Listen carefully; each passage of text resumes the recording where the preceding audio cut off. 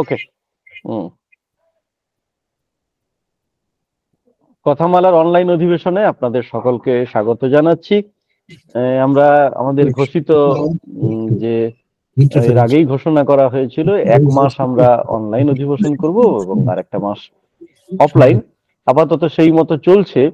এর ইতিমধ্যে দুটো অনলাইন অধিবেশন হয়েছে। প্রথম অনলাইন অধিবেশনে আমাদের সঙ্গে আড্ডা দিয়েছিলেন, গল্প পড়েছিলেন সাহিত্যিক শীর্ষেন্দু মুখোপাধ্যায়, এবং দ্বিতীয় অনলাইন অধিবেশনে আমাদের সঙ্গে ছিলেন আবুল বাশার। আজকে তৃতীয় অধিবেশন, অনলাইনে তৃতীয় অধিবেশন। আপনারা জানেন কথামালা এই গল্পের, ছোট গল্পের যে সংগঠন, এর বয়স বেশি দিন হয়নি, 1 বছর এখনো হয়নি। তো তার মধ্যে আমরা গোটা 4-5 অফলাইন অধিবেশন করেছি এবং আজকে নিয়ে 3 নম্বর অনলাইন অধিবেশন। আজকে আমাদের সঙ্গে আছেন কথা সাহিত্যিক অভিজিৎ তরফদার। অভিজিৎ দা, আপনাকে স্বাগত জানাচ্ছি। আজকের এই অনুষ্ঠানের দুটো পর্ব। প্রথম পর্ব আর 5টা অনলাইন অধিবেশনের মতো গল্প পাঠ এবং আলোচনা, আড্ডা।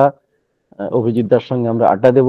যারা এমনিতে দেখতে পাচ্ছেন না অভিজিৎ দাকে, বা অভিজিৎ দাকে চাক্ষুষ কখনো দেখেননি, তাদের বলি অমিত লেখা যে ডিভাইস, সেখানে আসলে অভিজিৎ দা বসে আছেন, অভিজিৎ তরফদার বসে আছেন। আর প্রথম পর্বে ঠিক একইভাবে গল্প পাঠ এবং আড্ডা আলোচনা হবে। দ্বিতীয় পর্বের আরেকটি আজকে চমক আছে বলা যায়।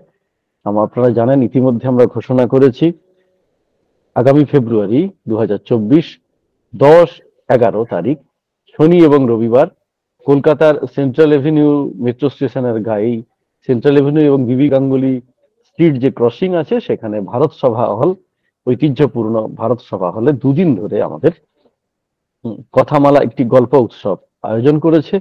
এই গল্প উৎসবে আমাদের সহযোগী হিসেবে আছেন ভাষা ও ভবিষ্যতের কর্ণধার সোমশুভ্র আমাদের সঙ্গে আজকে আছেন। তিনি পুনে থেকে আমাদের এই অনলাইন যে অনুষ্ঠান, তিনি সেখান থেকে কন্ট্রোল করছেন এবং রেকর্ড করছেন। এবং আমাদের এই 2 দিনের গল্প উৎসবে সঙ্গে থাকছেন, ভাষা ও ভবিষ্যৎ তো থাকছেনই, এই অনুষ্ঠান 2 দিনের অনুষ্ঠানকে সঙ্গে আমাদের পার্টনার হিসেবে থাকছেন পারজার পেইন্ট ইন্ডিয়া লিমিটেড। এই 2 দিনের কর্মযজ্ঞে আপনারা আসবেন, সঙ্গে থাকবেন। শনিবার 10 তারিখ দুপুর 1টা থেকে সন্ধ্যে 7টা পর্যন্ত আমাদের অনুষ্ঠান চলবে। আর দ্বিতীয় দিন রবিবার সকাল 10টা থেকে সন্ধ্যে 7টা, দুদিনই থাকবে যথারীতি গল্প পাঠ, আলোচনা। এবং এই অনুষ্ঠানকে কেন্দ্র করে একটি বিশেষ পত্রিকার, কথামালা পত্রিকার একটি সংখ্যা প্রকাশিত হবে, অনুগল্প সংখ্যা, বিশেষ অনুগল্প সংখ্যা। ইতিমধ্যে আপনারা জানেন সেই সংখ্যার সম্পাদনা করছেন চিরঞ্জয় চক্রবর্তী। এবং সবচেয়ে যেটা আকর্ষণীয়, এই অনুষ্ঠান উপলক্ষে একটি ছোট গল্প পুরস্কার দেওয়া হবে, যে পুরস্কারের নাম কথামালা পুরস্কার 2024। আমরা এখনো পর্যন্ত আশা করছি প্রতি বছর একজন গল্পকারকে এই পুরস্কার দিতে পারবো। এবছর যিনি পুরস্কার পাবেন তার নাম আজকে ঘোষণা করবেন মাননীয় সভাপতি আমাদের দ্বিতীয় পর্বে। প্রথমে আমরা আড্ডা দেব, কথা বলবো, গল্প করব, গল্প শুনবো, তারপরে শেষ পর্বে ঘোষণা হবে বার্ষিক যে উৎসব, বার্ষিক উৎসবের পুরস্কার প্রাপকের নাম, কথামালা পুরস্কার প্রাপকের নাম। বাংলা ছোট গল্পে তার অবদানের জন্য আমরা একজন গল্পকারকে নির্বাচিত করেছি, তার হাতে আমরা তুলে দেব সেই পুরস্কার। অনুষ্ঠানের দ্বিতীয় দিন অর্থাৎ 11ই ফেব্রুয়ারি। সুকান্ত দা কি ইতিমধ্যে জয়েন করেছেন? সুকান্ত দা, সুকান্ত গঙ্গোপাধ্যায়, কথামালার সম্পাদক। ও আচ্ছা, হ্যাঁ। তো আমরা এবার সরাসরি গল্পে যাব, অভিজিৎদার গল্প। তার আগে সুকান্ত দা দুটো কথা যদি বলেন। অভিজিৎ তরফদার একজন মান্য গল্পকার এবং দীর্ঘদিন ধরে লিখছেন। এবং ঘটনাচক্রে আমার হয়তো 1 বছর আগেই বোধহয় এই বড় কাগজে তার গল্প আমরা প্রথম পাই। তারপরে এই বছর বোধহয় আমরা সব নবীন গল্পকার হিসেবে বড় পত্রিকায় হয়েছিলাম। তো দীর্ঘ এত বছর কেটে গেছে, 94 সাল, অভিজিৎ তরফদার হয়তো তার থেকেও আগে। এরকম করে আমরা এতদিন ধরে মোটামুটি গল্পটা লিখে যাচ্ছি। এর মধ্যে গল্পের ধারা, ধরন, অনেক এক্সপেরিমেন্ট পাল্টে গেছে, কিন্তু অভিজিৎ তরফদার পাল্টাননি। অভিজিৎ তরফদারকে যে যেভাবে লিখতেন, যতটা জনপ্রিয় ছিলেন তেমনই রয়ে গেছেন। মাঝে কিছু বছর অভিজিৎ তরফদার লেখা একটু কম আমরা দেখতে পেয়েছি, তারপরে আবার উনি স্বমহিমায় লিখছেন এবং একই রকম থাকছে। তো এই অভিজিৎ তরফদারের গল্প আমাদের আগের জেনারেশন বলতে গেলে সুনীল গঙ্গোপাধ্যায়, শিশু মুখোপাধ্যায়, সুচিত্রা ভট্টাচার্য, এরকম পরে তারপরে এই স্বপ্নময় দা, অমর মিত্র, নলিনী বেরা, এর পরে পরে আমরা লিখতে আসি। তবে আমরা প্রধানত পরিচিত হই বড় কাগজে লিখে। হ্যাঁ, কিন্তু শুধু বড় কাগজ নয়, দেখা গেছে যে অভিজিৎ তরফদার যথেষ্ট গ্রাহ্য লিটল ম্যাগাজিন বা অন্যান্য কাগজেও। আর এবং তার খুব মানে শুধু গল্পই নয়, অনেক উপন্যাসও তার রীতিমতন মানুষের মনে আছে, প্রথম লেখা উপন্যাসও পর্যন্ত মানুষের মনে আছে। তো সেই অভিজিৎ তরফদারকে আজকে আমাদের সঙ্গে পেয়ে আমার খুবই ভালো লাগছে। একেবারেই আমরা বন্ধু সম। আমরা অভিজিৎ তরফদার হয়তো সামান্য একটু বড় হবে আমার থেকে, তো যাই হোক, সেই লেখক অভিজিৎ তরফদারের থেকে আমরা আজকে তাকে পেয়েছি, সৌভাগ্য। কেননা এমনিতে অভিজিৎ তরফদার স্মার্টফোন সঙ্গে রাখেন না, তো অনেক রকম আমাদের কারিগরি ব্যবস্থা করতে হয়েছে ওনাকে এইভাবে অনলাইনে আনতে গিয়ে, করে আমরা আনতে পেরেছি, এটা আমাদের ভালো লাগছে। আর আজকে আমরা অভিজিৎ তরফদারের কাছ থেকে একটা গল্প সকণ্ঠে শুনবো। গল্প তো পড়ে নেওয়াই যায়, সকণ্ঠে শোনাটা একটা ভালো। আর একটা হচ্ছে একটু আড্ডা মারা যাবে, একটু দু চারটে প্রশ্ন করা যাবে।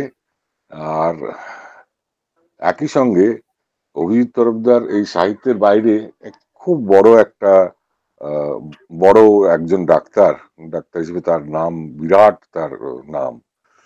তো এখনো আমরা যারা সাহিত্যের লোকজন, হ্যাঁ, আমরা প্রায় সেই নাম, মানে সেই ডাক্তারি নামের পাহাড় সমান আর মর্যাদাই অভিজিৎ তরফদারকে দিয়ে থাকি ওনার সাহিত্যে। এবং একই সঙ্গে এই ডাক্তারি ও সাহিত্য তিনি কি করে সামলান পরে হয়তো আমরা জিজ্ঞেস করব। তো আপাতত আমরা তাহলে শুরু করি। আমাদের মোটামুটি প্রায় 40-45 জন হয়ে গেছে। তো বিশ্বজিৎ, হ্যাঁ, আমাদের 45 জন হয়ে গেছে, 45 পেরিয়ে গেছেন। হ্যাঁ, আরো হয়তো পেরিয়ে পরে গেছেন। কিছু আমরা আসবে। শুরু করব। হ্যাঁ, আমরা শুরু করি, গল্প দেরি শুরু করব করি না। আর হ্যাঁ, গল্প শুরুই করি। আরেকটা জিনিস বলতে খুব ভালো লাগছে, খুব সম্ভবত অভিজিৎ দা প্রথম কথামালার অনুষ্ঠানে অনলাইনে অংশগ্রহণ করছেন। এর আগে তিনি অনলাইন কোনো অনুষ্ঠানে অংশগ্রহণ করেননি। এটাও আমাদের কাছে খুব স্মরণীয়, নিশ্চয়ই তার কাছেও। সরাসরি অভিজিৎ দারকে আমি বলবো, আপনি আপনার গল্প পড়ুন, তারপরে আমরা আড্ডা দেব। গল্পের নাম শোনা যাচ্ছে তো? হ্যাঁ, পরিষ্কার। হ্যাঁ, পরিষ্কার পরিষ্কার। গল্পের নাম আচ্ছা, 1 মিনিটে অমিত দা, মাথাটা একটু কেটে যাচ্ছে, যদি ল্যাপটপের ওই একটু একটু হ্যাঁ, সামান্য একটু যদি টেনে দেন সামনের দিকে, একদম ঠিক আছে, ফাইন, পড়ুন। হ্যাঁ, ঠিক আছে।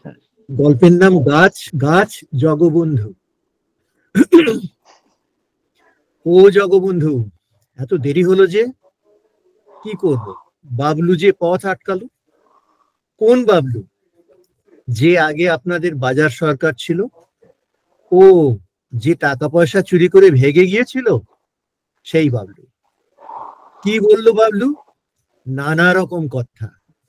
যেমন বলল, তোমার কাজ তো বুড়োকে স্নান করানো, চুল আঁচড়ানো, জামা কাপড় পরিয়ে দেওয়া, বাজার করা কবে থেকে ধরলে? কি জবাব দিলে? বললাম, তুমি যবে থেকে ছেড়ে দিলে। শুনে বাবলু কিছু বলল না, বলল বই কি, বলল ভালোই, তা আমদানি কেমন হচ্ছে? আমদানি? হ্যাঁ, আমদানি। জবাবে বাবলুকে বললাম, পা ভাঙা বুড়ো মানুষটাকে ঠকিয়ে যাচ্ছিলে, সেই জন্য তোমার চাকরিটা গেল। আমারও সব ধর্মের সইবে না। বাবলু কি জবাব দিল? হাজারটা সত্যি মিথ্যে মেশানো কথা, ও আপনার শুনে কাজ নাই। পরে দেখা হলে আর কথা বলো না, পাশ কাটিয়ে যেও। হবে না। কেন হবে না? 3 মণি গতর, চেষ্টা করেছিলাম পাশ কাটানোর, যে দিক দিয়ে এগুই পথ আটকে দাঁড়ায়। তাহলে উপায়? কাল থেকে উপোস। উপোস কেন? 20 কেজি ওজন কমে 32-এ ঠেকলে ঠিক ফাঁক গলে বেরিয়ে যাও, বাবলু আটকাতে পারবে না। জগবন্ধু, তুমি নাকি ব্যাংকে গিয়েছিলে? গেছিলাম। ব্যাংকে গিয়ে কি করলে? মাস মাইনে জমা করে এলাম। তুমি ব্যাংকে টাকা জমা করলে? কেমন করে? দিদিমণির হাতে টাকাগুলো দিলাম, দিদিমণি একখানা ফর্ম দিল, সই করলাম, অ্যাকাউন্ট নম্বর খানা মেয়ে লিখে দিয়েছে, দেখালাম, কাজ হয়ে গেল। টাকা ঠিক মতো জমা পড়লো কিনা বুঝবে কি করে? ও মেয়ে ঠিক বুঝে নেয়। মেয়ে বোঝে কেমন করে? টাকা ঘরে গিয়ে দেখে আসে। টাকা ঘর? ওই যে ঘরের মধ্যে টাকা মেশিন, টিপলেই টাকা। এটিএম? বেড়ে বলেছ তো। আচ্ছা জগবন্ধু, একটা কথা জিজ্ঞেস করবো, কিছু মনে করবে না তো? না না, মনে করবার কি আছে, গরিব মানুষের অত মনে টনে করলে চলে না। যে কটা টাকা পাও, মানে বেশি কিছু তো তোমায় দিতে পারি না, ওতে তোমার চলে। মাথা তুলুন, জানলার দিকে বাড়ায় দেন, আর একটু। হ্যাঁ, কি দেখছেন বাইরে? রাস্তা। রাস্তায় লোক, গাড়ি। কি গাড়ি? বাস, লরি, অটো, প্রাইভেট কার, ঠেলা চলে। বুঝলাম না। একখানাই রাস্তা, সেখানে মোটর গাড়িও চলে, ঠেলা গাড়িও চলে। চলে যে যার নিজের মতন। বোঝা গেল। কিন্তু না চললে কি করো? শ্বশুর বাড়ি পাঠাই দিই। তোমার শ্বশুর বাড়ি? আমার জিনিস অন্যের শ্বশুর বাড়ি নেবে কেন? তা বলছি না, কিন্তু শ্বশুর বাড়ি তারাই বা যখন তখন, যখন তখন তো নয়, দায়ে বেদায়। সেই জন্যই তো শ্বশুর বাড়ি। এটা অবশ্য খারাপ বলনি। এই ভুলটাই 90% মানুষ করে। বিয়ে করার সময় যায় মেয়ে দেখতে, মেয়ে পছন্দ করতে। মেয়ে পছন্দ করবে না? না, করবে না। দেখবে শ্বশুরের ঘর, জমি জিরেত, উঠোনে করখানা মড়াই, ঘর পাখানা কাঁচা, ছাদ দিয়ে জল পড়ে কি পড়ে না। তুমিও তাই করেছিলে? করেছিলাম বলেই তো বেঁচে বটে আছি। তবে একখানা জব্বর ভুল করে ফেলেছিলাম। ভুল? আগে হ্যাঁ, 2খানা শালি আশ মিটিয়ে দেখেছিলাম, শালাবাবুকে দেখা হয় নাই। দেখলে কি করতে? সে কথা আর একদিন হবে। ওদিকে চেঁচামেচি হচ্ছিল কেন জগবন্ধু? চেঁচামেচি তো নয়, আলাপ আলোচনা। কি নিয়ে আলোচনা? দুধ বিষয়ে আলোচনা। কি হলো দুধে? ঠিক দুধ নয়, দুধে দেশলাইয়ের কাঠি। বাবা, এ তো সুপার স্পেশালাইজেশন। কি বেরোলো আলোচনায়? সুকান্তদা একটু, ম্যাডাম জিজ্ঞেস সুকান্তদা করলেন, আপনি অফ করবেন না আপনার, হ্যাঁ মিউট করবেন। হ্যাঁ অভিজিৎ। কি বেরোলো আলোচনায়? ম্যাডাম জিজ্ঞেস করলেন, দুধে দেশলাই কাঠি এলো কেমন করে? কি জবাব দিলে? বললাম, বিড়ি খেয়ে ছুঁড়ে ফেলেছে, কাঠিটা উড়ে পড়েছে দুধে। গরু বিড়ি খায়? গরু কেন খেতে যাবে? কলের দুধ যারা বানায় তারা খায়। কলের দুধ? দুধ কত প্রকার, অনেক প্রকার। গরুকে দুইয়ে সঙ্গে সঙ্গে জাল দিয়ে যে দুধ মেলে তা এক প্রকার। তাতে জল মিশিয়ে ঘরে ঘরে পৌঁছে দেয় গোয়াল, তা আর এক প্রকার। আর আপনারা খান প্যাকেটের দুধ, দুধের গুঁড়োয় জল মিশিয়ে প্যাকেটে ভরে যা দোকানে বিক্রি হয়। তা দুগ্ধ বিষয়ে এত জটিল জ্ঞান হজম করে ম্যাডাম কি জবাব দিলেন? কোনো জবাব দিলেন না। বলো কি, কোনো কথাই বললেন না? কথা বললেন না, তবে চুপ করেও থাকলেন না। তাহলে গজগজ গজগজ। তখন তুমি কি করলে? কি আর করব? কথা বললে তার উত্তর হয়, বকাঝকা করলেও তার একটা মানে হয়। গজগজের কোনো জবাব হয় না। বাদ দাও, ও এমনি চুকে যাবে। যাবে না, বকা ঝকা হুম্বি তম্বি সঙ্গে সঙ্গে চুকে যায়। গজগজ সুতোর গুলির মতো খুলতেই থাকে। ঠিক আছে, অন্য কথা বলো। তোমার বাড়িতে গরু আছে? ছিল, এখন নাই। সে কি, কোথায় গেল? বেচে দিয়েছি।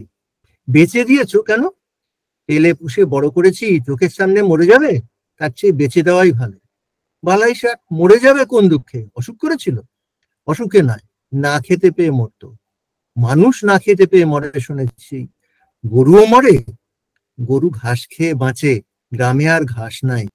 কি বলছো আবোল তাবোল? গ্রাম মানেই তো ধান ক্ষেত আর মাঠ, মাঠ ভর্তি ঘাস। আপনার গ্রাম আপনিই নিয়ে থাকেন, এখন গ্রামে ধানও ফলে না, আর মাঠে ঘাসও দেখতে পাওয়া যায় না। তাহলে কি পাওয়া যায়? মাছ। মাছ? মাঠে ঘাসের বদলে মাছ? মাঠ কোথায় দেখলেন? মাঠ ক্ষেত সব সমান করে এখন ভেড়ির পর ভেড়ি, সেখানে মাছ চাষ। চাষি বাসি সবাই ধান চাষ ছেড়ে মাছ চাষে নেমে পড়েছে, মাছেই লাভ। বলছো কি? গ্রাম, সেখানে মাঠ নেই, মাঠে ঘাস নেই, খেতে ধান ফলে না? তাও চেষ্টা করেছিলাম। কি চেষ্টা করেছিলে? গরু দুটোকে মাছ খাওয়ানো, রপ্ত করতে।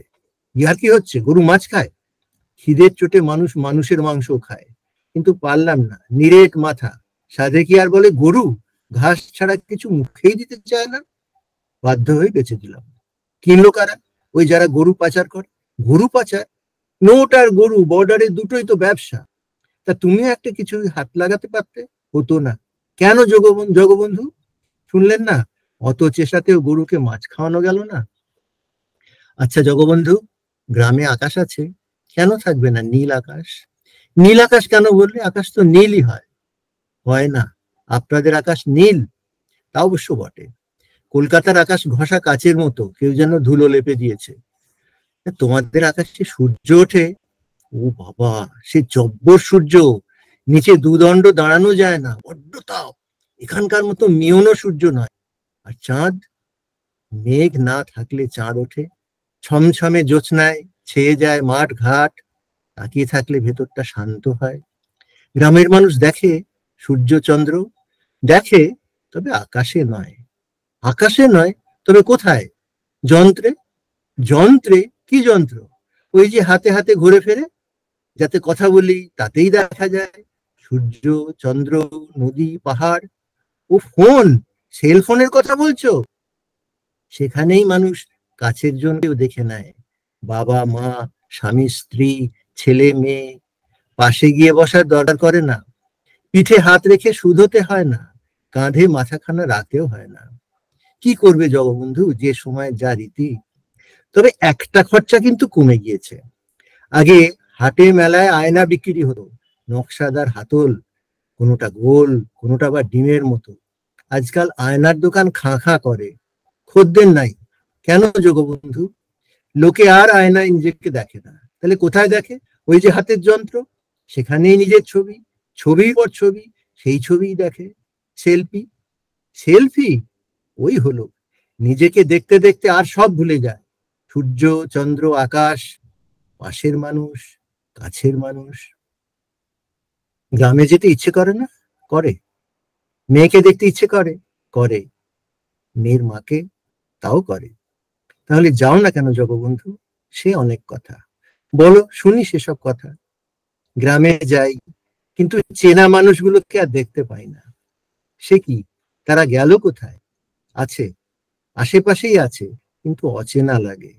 অচেনা কেন জগবন্ধু? মেয়ে, মেয়ের মা, দুজনকেই দুখানা যন্ত্র এনে দিয়েছে মেয়ের মামা।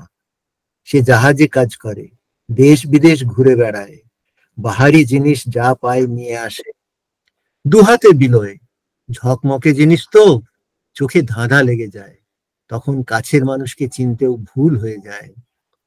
তাদের খাওয়া পড়ার সংস্থান আমি করি, ভাত কাপড়, মেয়ের লেখাপড়া।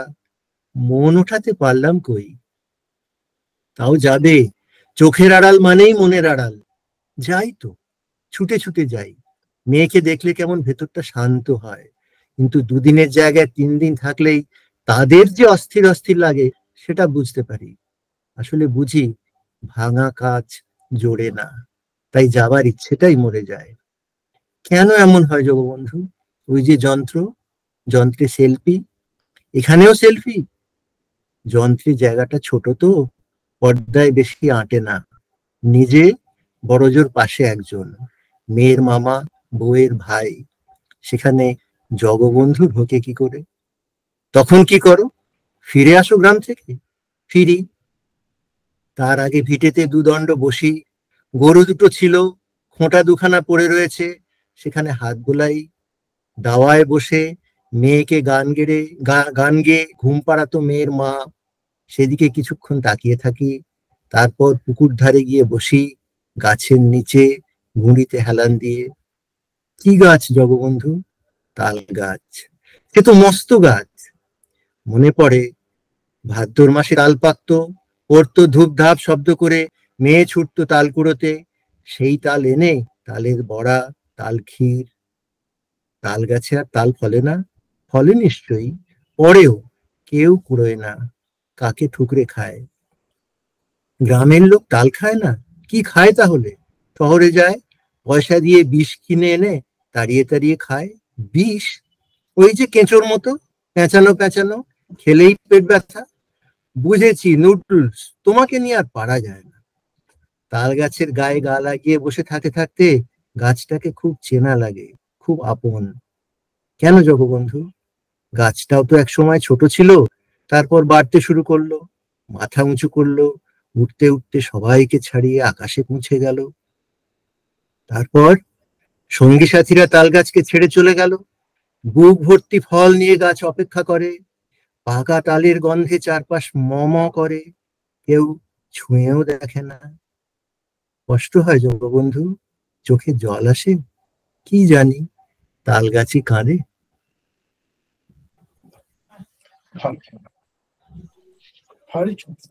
অভিজিৎ দা, কি বলবো, ধন্যবাদ। গল্প পড়লেন অভিজিৎ তরফদার, গাছ জগবন্ধু তার গল্পের নাম। এখন আমরা এই গল্প নিয়ে আলোচনা করব। দুজনের সংলাপ, জগবন্ধু এবং তার যে বাবু, তার মালিক, কলকাতা শহরে যিনি থাকেন, তার সংলাপ শুনলাম। পুরো গল্পটাই সংলাপে। সুকান্ত দা, আসুন কথা বলি এটা নিয়ে আমরা এখন।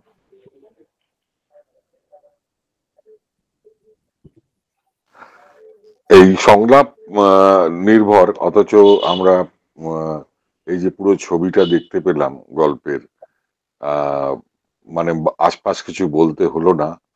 এটা যারা আমরা লেখালেখি করি তারা জানি যে এটা খুব শক্ত, ওই কৌশল খুবই শক্ত। তো এটা গল্পটাকে একেবারে আত্মস্থ না করা অবধি এটা লেখা যায় না।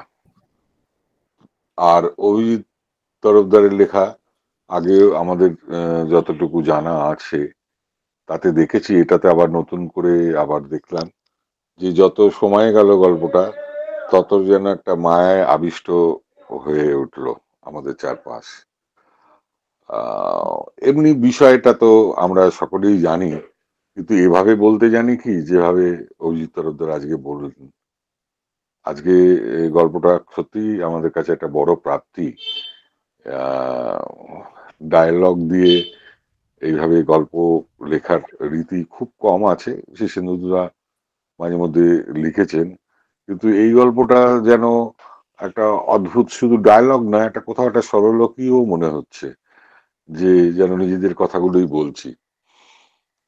আর এই এর মধ্যে অনেক লক্ষ্য করা আছে, বুক ভরা তাল, ফল নিয়ে ইয়ে করে আছে, এইসব ছোট্ট খাট্ট শব্দতেই আর্দ্র হয়ে ওঠে মনটা এবং যে পরিবেশটা।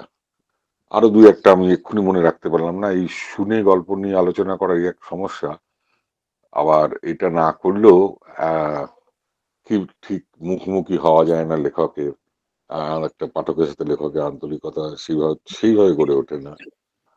তো আমার গল্পটা ভীষণই ভালো লেগেছে। আমার মনে হচ্ছে একটা আমাদের কথামালা অনলাইনে এটা একটা বেশ গল্পটা বড় প্রাপ্তি।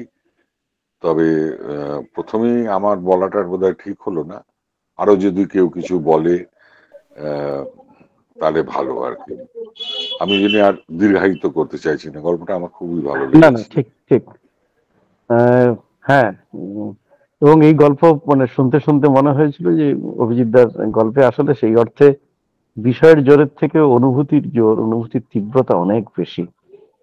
এই ছোটখাটো কাজের কথা তো বলেছেন সুকান্ত দা, তাল বুক ভরা, ফল নিয়ে তাল অপেক্ষা করছে, বা মোবাইল যন্ত্রটা ছোট, সেখানে দুজনের বেশি জায়গা হয় না, তাই জগবন্ধুর স্থান নেই, সে তার ছবি ওঠে না, সেখানে মা মেয়ের ছবি, মামার ছবি। এবার আমরা, আপনারা যারা আছেন আজকে আমাদের সঙ্গে, 50 জনের বেশি এখনো পর্যন্ত আছেন দেখছি। আপনারা যদি আপনাদের কথা বলেন এক এক করে আনমিউট করে, ভালো লাগবে। না, আমি একটু বলছি, বিশ্বজিৎ। হ্যাঁ হ্যাঁ, অনুপম দা, অনুপম মুখোপাধ্যায়, হ্যাঁ বলুন।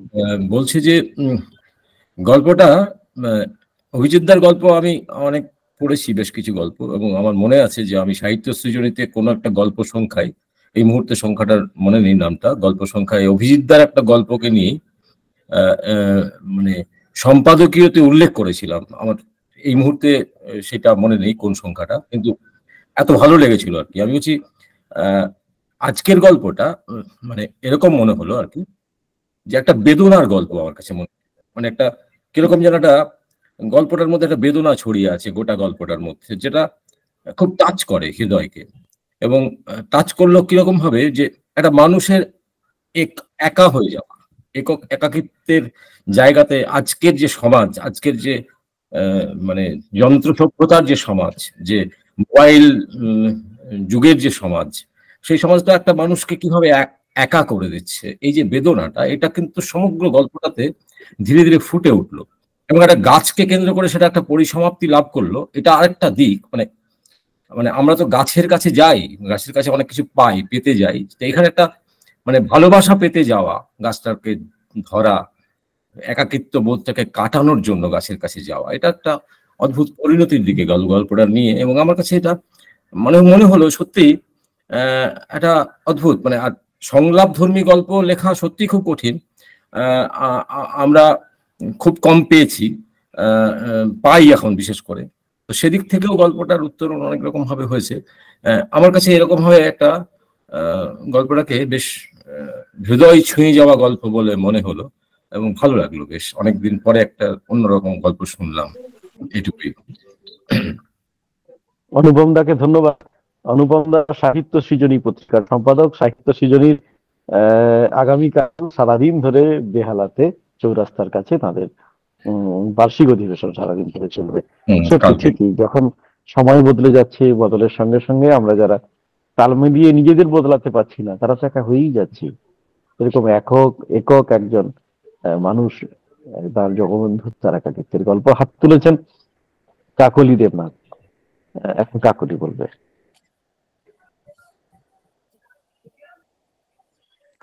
হ্যাঁ, প্রথমেই নমস্কার জানাই অভিজিৎ বাবুকে। এত এই অনুষ্ঠানে আমরা এত মানে ঘরে বসে এত ভালো একটা গল্প শুনতে পেলাম।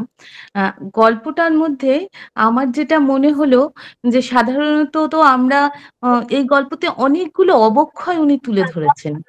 যেমন মাঠ নেই, আকাশ দেখা যায় না, পাশের মানুষ কাছের মানুষকে দেখা যায় না এক ফ্রেমে, রাস্তা দিয়ে যে যার মতো যে যার ক্ষমতা অনুযায়ী চলে, যন্ত্র ভরে যাচ্ছে চারিদিক, চাইনিজ জিনিস খুব সহজেই হাতে চলে আসছে, ফাস্টফুড খেতে আমরা মানে অভ্যস্ত হয়ে পড়ছি। এতগুলো অবক্ষয় একটা গল্পের মধ্যে উনি তুলে তো ধরেছেন। শুধু না, সাধারণত আমরা অবক্ষয় যখন তুলে ধরি, আমাদের লেখার মধ্যে একটা রুক্ষতা, কর্কশ ভাব আসে। উনি কিন্তু সেটা এত আর্দ্রভাবে, এত মোলায়েম ভাবে তুলে ধরেছেন, যেটা সত্যি সত্যি মানে যে সবসময় প্রতিবাদটা সবসময় যে লড়াই, এইরকম প্রতিবাদ না, এইভাবেও প্রতিবাদ করা যায়। তো এইরকম একটা লেখা পড়ার পরে মানে ভীষণ ভালো লেগেছে। ওনাকে অনেক অনেক ধন্যবাদ যে এত ভালো একটা গল্প আমাদের এখানে শোনালেন। এইটুকুই, মানে এই তো সদ্য শুনলাম, গল্পটা মাথার মধ্যে এখন থাকবে, কাকলিকে এটা নিয়ে ধন্যবাদ। নাড়াচাড়া হবে। কাকলিকে ধন্যবাদ। সুকান্তদা বলছিলেন বলতে গিয়ে যে দুটো মানুষের সংলাপ আসলে প্রায় একটা মানুষের সংলাপ, একজন একটু আধটু উস্কে দিচ্ছেন, জগবন্ধুই বলে যাচ্ছেন, চারপাশটা পরিষ্কার হয়ে যাচ্ছে। আমরা বেশ বুঝতে পারি গল্পের ভূগোলটা, যে ধান গাছ, যেখানে ধান চাষ ছিল, মাঠগুলো আস্তে আস্তে ভেড়ি হয়ে গেছে, মাছ চাষ হচ্ছে। এই যে সুন্দরবন অঞ্চলের, দক্ষিণ 24 পরগনা অঞ্চলের আবহে গল্পটি লেখা, একবারও তাকে বলতে হয়নি আলাদা করে, বোঝা যাচ্ছে। এবার এখন বলবেন সুকুমার দাস, সুকুমার রুজ। তিনি একজন বিশিষ্ট লেখক। সুকুমার দা হাত তুলেছেন। সুকুমার দা আনমিউট হবেন। সুকুমার রুজ এখন বলবেন। ধন্যবাদ আমাকে কিছু বলার সুযোগ দেওয়ার জন্য। আমি অভিজিৎদার গাছ জগবন্ধু গল্পটা শুনে মুগ্ধ হয়ে গেলাম। কেন হলাম, হঠাৎ মুগ্ধ হতে যাবই বা কেন? তার তো কিছু কারণ থাকে। আমি খুব সংক্ষেপে কারণটা বলছি। মানে আমাদের সচরাচর গল্প সম্পর্কে একটা গতানুগতিক ধারণা, যে ছোট গল্পে সাধারণত একটা প্লট বা কাহিনী থাকবে, একাধিক চরিত্র থাকবে, একটা নির্দিষ্ট কোনো ভাবনা পাঠকের মনে গেঁথে দেওয়ার চেষ্টা থাকবে, কিছু সংলাপ থাকবে, গল্পের একটা পটভূমি থাকবে, তার বর্ণনা থাকবে, একটা নির্দিষ্ট রচনা শৈলীও থাকবে। এই মোটামুটি এই যে ট্র্যাডিশনাল গল্প, এইটা হচ্ছে 60-এর দশক অব্দি ছিল, কিন্তু গল্প তো এক জায়গায় থেমে থাকে না। গল্প এগোতে এগোতে বাঁক নিতে নিতে নদীর মতো বিভিন্ন জায়গায় পৌঁছেছে। আমরা এই গল্পটা এত স্মার্ট গল্প, অভিজিৎ দা স্মার্টফোন ব্যবহার করেন না, কিন্তু অতি চমৎকার একটা স্মার্ট গল্প লিখেছেন। এই জন্য অভিজিৎ দাকে স্যালুট জানাই। দুজনের সংলাপ, এবং কি যদি 16 লগি বললেও অত্যুক্তি হবে না, 16 লগি হয়েছে। তো এই গল্পটার মধ্যে দেখা গেল যে আমরা যখন গল্পের পরপর পড়তে থাকি, তখন দেখি যে গল্পের মধ্যে একসময় শ্রেণী বৈষম্যের কথা, প্রতিবাদ বিপ্লবের কথা, এগুলো এসেছে, অন্ধকারকে বিনাশ করার চেষ্টা এসেছে। তারপর দেখা গেল 90-এর দশকে ছোট গল্প বাঁক নিয়েছে, সেখানে ওই নানা রকম fantasy, magic realism, surrealism, miasm ইত্যাদি এসেছে। এই শতাব্দীর 00 দশকে এসে যে ব্যাপারটা এসেছে, তারপর সেই জায়গা থেকে কিন্তু এই অভিজিৎদার গল্পটা আমরা পাচ্ছি, যেখানে সুনিবিড় সংবেদনশীলতা, বিষণ্ণতা, বেদনা, একাকিত্ব, নিঃসঙ্গতা, নির্বেদ ও হাহাকার, এই সবগুলো গল্পের মধ্যে আসতে থাকলো। একটা নির্দিষ্ট কোনো কাহিনী নেই, অথচ অদ্ভুতভাবে তিনি ছোট্ট ছোট্ট কাজ করে দুজনের সংলাপের মধ্যে দিয়ে একটা ক্যানভাস তৈরি করে দিলেন। এই যে পাঠক নিজের মনে ক্যানভাসটা তৈরি করে নিল, এইটাই তো দরকার। পাঠক তো নিজেও একটা গল্প পড়ে, কবিতা পড়ে বা কিছু পড়ে সৃজনশীলতার আনন্দ পেতে চাই। শুধু সবকিছু ওই গ্লুকোজের জলের মতো খেলেও আর সঙ্গে সঙ্গে এনার্জি এসে গেলে, এমন হলে তো ভালো লাগবে না। গল্পটা শোনার পরে পাঠককে ভাবার জায়গা অনেকটা ছেড়ে দিয়েছেন এখানে অভিজিৎ দা, যেগুলো আমরা তৈরি করে নিতে পারছি। এই জন্য গল্পটা আমার সত্যি মুগ্ধ করেছে। এর মধ্যে মানে কাহিনী কম, কিন্তু মনস্তাত্ত্বিক বিশ্লেষণ দারুণ ভাবে আছে। ধন্যবাদ সবাইকে, আজকে খুব সংক্ষেপে বললাম। সকলে ভালো থাকুন, আমরা এরকম আরো গল্প শোনার আশায় রইলাম। হ্যাঁ, সুকুমার দাকে ধন্যবাদ। সত্যি সুকুমার দা যথার্থই বলেছেন যে অভিজিৎ দার লেখায় পাঠকের জায়গাটা অনেক বেশি, পাঠককে এতটা বেশি মর্যাদা চট করে অন্য কারো মানে সচরাচর সকলে দিতে পারেন না। আরেকটা কথা আমার মনে হচ্ছিল যে যে মান্য লেখাগুলো, যেগুলো কালোজয়ী, সমস্ত লেখা কিন্তু বিপন্নতার লেখা, খুব আনন্দ উচ্ছল উদ্ভাসের লেখা খুব একটা কালজয়ী হয়েছে বলে মানে আমার অন্তত জানা নেই। দু একটা ব্যতিক্রম থাকতে পারে। এখানেও কি শুধু বিপন্ন মানুষ জগবন্ধুর কথা নেই, সামগ্রিক পরিবেশ, প্রকৃতির, গাছ, চারপাশের বিপন্নতার কথা উঠে এসেছে। অরিন্দম দা হাত তুলেছেন, এখন অরিন্দম দা।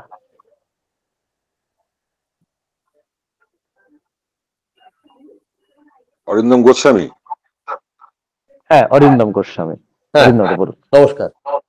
নমস্কার সবাইকে, নমস্কার জানাই। অত্যন্ত ভালো একটা গল্প সেটা আমরা শুনলাম এই মুহূর্তে। কি বলবো, আমার তো মনে হচ্ছে এটা পরিবেশ, যেটা সে পরিবেশই হচ্ছে এই গল্পের নায়ক। এবং এই যে পরিবেশ পাল্টে যাচ্ছে, আমরা শহরের লোক একটা ফ্যান্টাসি নিয়ে চলি, গ্রাম বলতে আমাদের একটা ধারণা থাকে, সেই ধারণায় যে গ্রাম চলে না, গ্রামের মধ্যে যে আরো অন্য ধরনের পরিবর্তন চলে যাচ্ছে, যে পরিবর্তনগুলো আমরা হয়তো হিসাব রাখি না। সেই হিসাব না রাখার কারণে আমাদের গ্রাম বলতে আমরা ওই ফসল ভর্তি, মাঠ ভরা, সেই সব আমরা দেখেছি, সেই সব ভেবেই রেখেছি, সেই ছবিটার মুখ থেকে মুছতে পারছি না। কিন্তু গ্রাম এখন পাল্টে গেছে, আর্থসামাজিক যে বৃহত্তর দাবি, সেই দাবিতে গ্রাম পরিবর্তন হয়ে গেছে। মাঠ আর নেই, সেখানে ভেরি সে কিনা জায়গা নিয়েছে। ফলে আমাদের যে দেখা, দূর থেকে দেখা, আর যে যাপিত জীবন, যে জগবন্ধু গাছ, জগবন্ধু গাছ, জগবন্ধু গাছ হাইফেন জগবন্ধু, মানে গাছ এবং জগবন্ধু দুই এক, রূপক অলংকার বলা যেতে পারে। যিনি গাছ তিনি জগবন্ধু। ফলে এইখানে তাল গাছকে আঁকড়ে ধরে তার যে ওই বৃক্ষ সন্নিবেশ ভাব, একত্র হয়ে যাওয়া, পরিবেশের মধ্যে থেকে যে মানুষ বেঁচে ওঠে, পরিবেশের অঙ্গাঙ্গী ভাবে যে যুক্ত হয়ে থাকে, তার সঙ্গে আমরা যারা পরিবেশের ছবি দেখি মুঠো ফোনে, সেখানে তো সব দেখা যায়, চন্দ্র সূর্য সব দেখা যায়, পরিবেশও দেখা যায়, কিন্তু আমরা তো সেটাই দেখি যেটা আমাদের দেখানো হয়, যেটা আসলে হচ্ছে সেটা দেখার আমাদের চোখ কোথায়। এই সব কথা বলা হয়েছে এই গল্পের মধ্যে। এবং এই গল্পের মধ্যে জগবন্ধুর যে নিজস্ব যে টার্মিনোলজি, এটিএম তার একটা টার্মিনোলজি, ফোন তার একটা টার্মিনোলজি, এখানে নুডলস তার একটা টার্মিনোলজি, নিজের মতো করে সে বুঝে নিয়েছে, প্রত্যেকটা জিনিসের নাম সে নিজের মতো করে দিয়েছে, এবং তার নাম দেওয়াগুলো কি চমৎকার, আমরা বিস্ময়ে অভিভূত হয়ে যেতে হয় যে সত্যি তো এরকম করেও তো ভাবা যেতে পারতো, এরকম করে তো আমরা ভাবিনি। কিন্তু এই যে যে গ্রামের কথা, যে পরিবেশের কথা উনি তুলে ধরলেন, এইগুলো বাংলা গল্পে দরকার আছে, খুব খুব দরকার আছে আজকের দিনে, আজকের এই পরিবর্তিত সময়, পরিবর্তিত পরিস্থিতি। এই কথা আমাদের পাঠকের কাছে, বৃহত্তর মানুষের কাছে পৌঁছে দেওয়ার দরকার আছে। এই দায়টি লেখক এই গল্পের মধ্যে পালন করেছেন, তাকে আমার অভিবাদন। নমস্কার। ধন্যবাদ অরিন্দম দা। সুব্রত হাত তুলেছেন। হ্যাঁ, আমি কিছু মানুষ তারা লিখে জানাচ্ছে তাদের অভিমত, সেগুলো কিছু পাঠ করতে পারে। হ্যাঁ, সেটা পড়বো এবং আমি দেখেছি আবেশ দাস পড়বো এবং সেইগুলো আমরা তার স্ক্রিনশট দিয়ে পাঠানোর চেষ্টা করবো। হ্যাঁ হ্যাঁ হ্যাঁ, সুব্রত। অমিত দা আনমিউট করবে, ডিস্টার্ব হচ্ছে। আচ্ছা হ্যাঁ, আচ্ছা, হ্যাঁ, সুব্রত নাগ বোধহয় হাত তুলেছেন, তাই তো দেখলাম মনে হয়। হ্যাঁ, বলবেন আপনি, বলুন। হ্যাঁ হ্যাঁ, প্রথমেই কথামালাকে ধন্যবাদ যে অভিজিৎ তরফদারের মতো একজন লব্ধ প্রতিষ্ঠিত সাহিত্যিককে আজকে অনলাইন অধিবেশনে তারা উপস্থিত করতে পেরেছেন। ব্যক্তিগতভাবে আমার বহুদিনের ইচ্ছে ছিল তার মুখে গল্প শোনার। কিছুদিন আগে সুখী গৃহকোণ পত্রিকায় তার ধারাবাহিক মনের জানালা উপন্যাসটি প্রকাশিত হয়েছিল এবং প্রত্যেক মাসে আমি খুব অধীর আগ্রহে অপেক্ষা করে থাকতাম যে পরের সংখ্যাটি কখন পাবো। এবং আজ সেই উপন্যাসটির সঙ্গে আজকে গল্পটির একটি মিল আছে। আমার মনে পড়ছে যে আমরা যখন কলেজ বা ইউনিভার্সিটিতে পড়েছিলাম ইংরেজি সাহিত্য নিয়ে, তখন একটা কথা শুনেছিলাম যে টি.এস. এলিয়ট বলেছিলেন যে আবেগকে প্রকাশ করাটা খুব বড় সাহিত্যকর্মের নিদর্শন নয়। একজন সাহিত্যিক তার আবেগকে নিয়ন্ত্রিত কিভাবে করছেন, নিয়ন্ত্রণটা কিভাবে করছেন, তারপর তার সৃষ্টিকে কিভাবে প্রকাশ করছেন, সেইটাই হচ্ছে আসল। তো আজকের এর আগেও অভিজিৎ বাবুর গল্পগুলো বা উপন্যাস পড়ে আমার কিন্তু মনে হয়েছে যে কথাটা কি সত্যই, মানে সর্বাংশে সত্য। কারণ এই গল্পটা তো একটা আবেগের গল্প। তো এই আবেগটাকে কিন্তু উনি আর নিয়ন্ত্রণ করেনি, আবেগটাকে তার ইচ্ছে মতো প্রকাশ করেছেন, অথচ তার শিল্প সত্তা এতটুকু ক্ষুণ্ণ হয়নি। এবং আরেকটি বিশেষভাবে আমার এখানে যেটা বলার, সেটা হচ্ছে গল্পটির নামকরণ। এই যে মানে বেশিরভাগ যারা আমরা গল্প লিখি তারা প্রত্যেকে বেশিরভাগ কিন্তু এখানে গল্পটির নামকরণ করতাম গাছ ও জগবন্ধু বা জগবন্ধু ও গাছ। উনি কিন্তু গাছ জগবন্ধু গল্পটিকে একসঙ্গে নামকরণটিকে রেখেছেন এবং একটু অরিন্দম দা যেটা বললেন, উভয়ের মধ্যে একটা অভিন্ন ব্যাপার উনি প্রকট করেছেন। অসংখ্য ধন্যবাদ অভিজিৎ বাবুকে এবং আমরা আশা করে থাকবো ধন্যবাদ। সুব্রতকে ধন্যবাদ। সুব্রত নাগ বললেন, সুব্রত নাগ বিশিষ্ট গল্পকার এবং অভিজিৎ দা, সুকান্ত দা যারা লিখছেন, সুকুমার দ্বারা, তার পরবর্তী প্রজন্মের যারা লিখছেন তাদের মধ্যে একজন। আনসার দা আছেন এখানে, আনসার দা, আনসার উদ্দিন ও অভিজিৎ দা, সুকান্ত তাদের সামান্য একটু আগে লেখা শুরু করেছেন সাহিত্যিক আনসার দা, আপনি প্লিজ বলুন।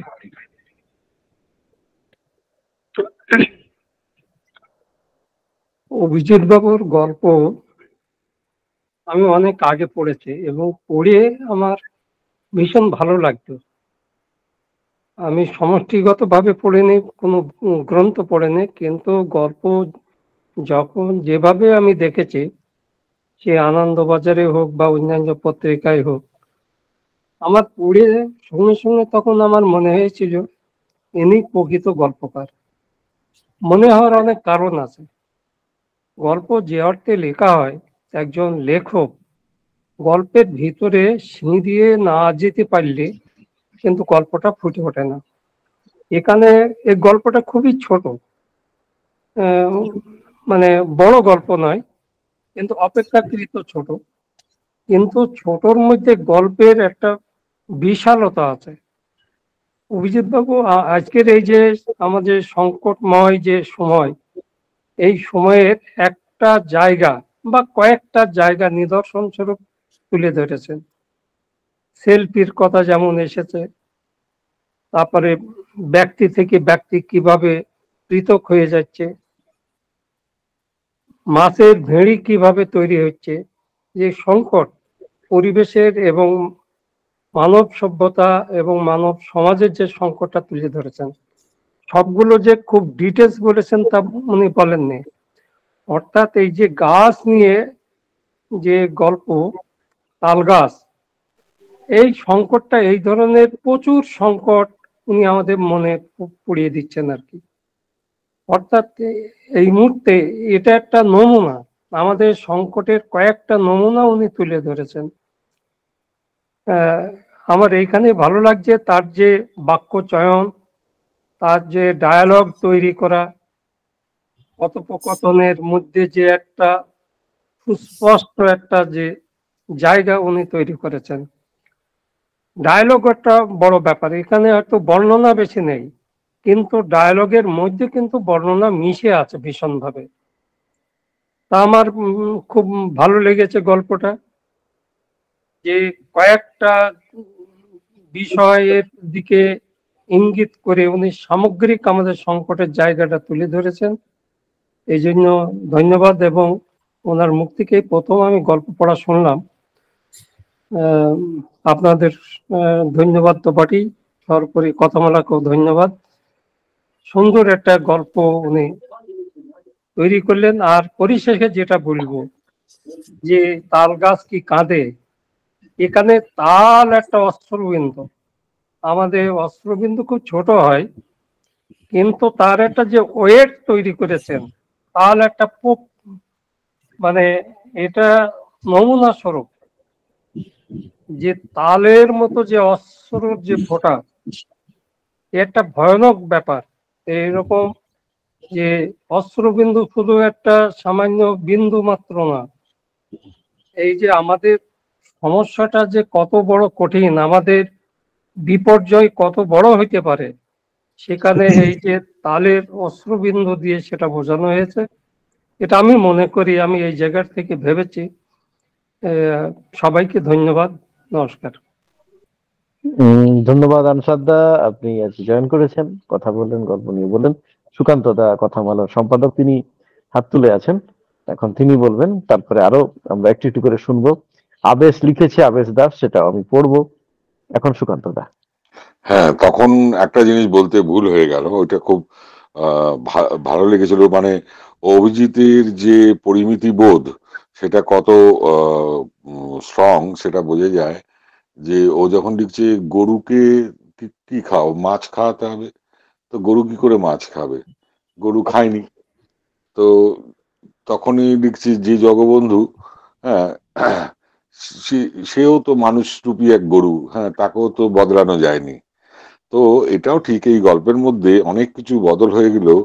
জগবন্ধু মানে সকল যাদের আমরা গরু বলছি, বোকা বলছি, তারা কিন্তু বদলায়নি। এই বার্তাটা ও এত ছোট্ট মধ্যে ও দিতে পেরেছে, এইখানটা ওকে সত্যি স্যালুট জানাতে হয়। যে কত ছোট করে, মানে আমরা যারা গল্প লিখি, আমাদের এগুলো শেখার, যে কত ছোট করে বলে দেওয়া যায় ব্যাপারটা, কিন্তু একটা বড় কথা ওখানে বলে নিয়েছে। এইটা আমার তখন মাথায় আসেনি, এখন এই লোক কথা বলতে ভাবতে ভাবতে। ঠিক আছে, আবার সুকান্ত দাকে ধন্যবাদ। আসলে সমাজের যারা নিচু তলার লোকজন, তথাকথিত নিচু তলার লোকজন, গরিব মানুষ, সাধারণ মানুষ, নিম্নবর্গের মানুষ, তারাই কিন্তু সময়টাকে ধরে রাখেন। বাকিরা তো এগিয়ে যাই, আমরা সময়টাকে কিছুটা পিছনের দিকে এক জায়গায় ধরে রাখেন তারা। প্রদীপ হাত তুলেছেন, প্রদীপ কুমার দে, আপনি বলবেন এখন।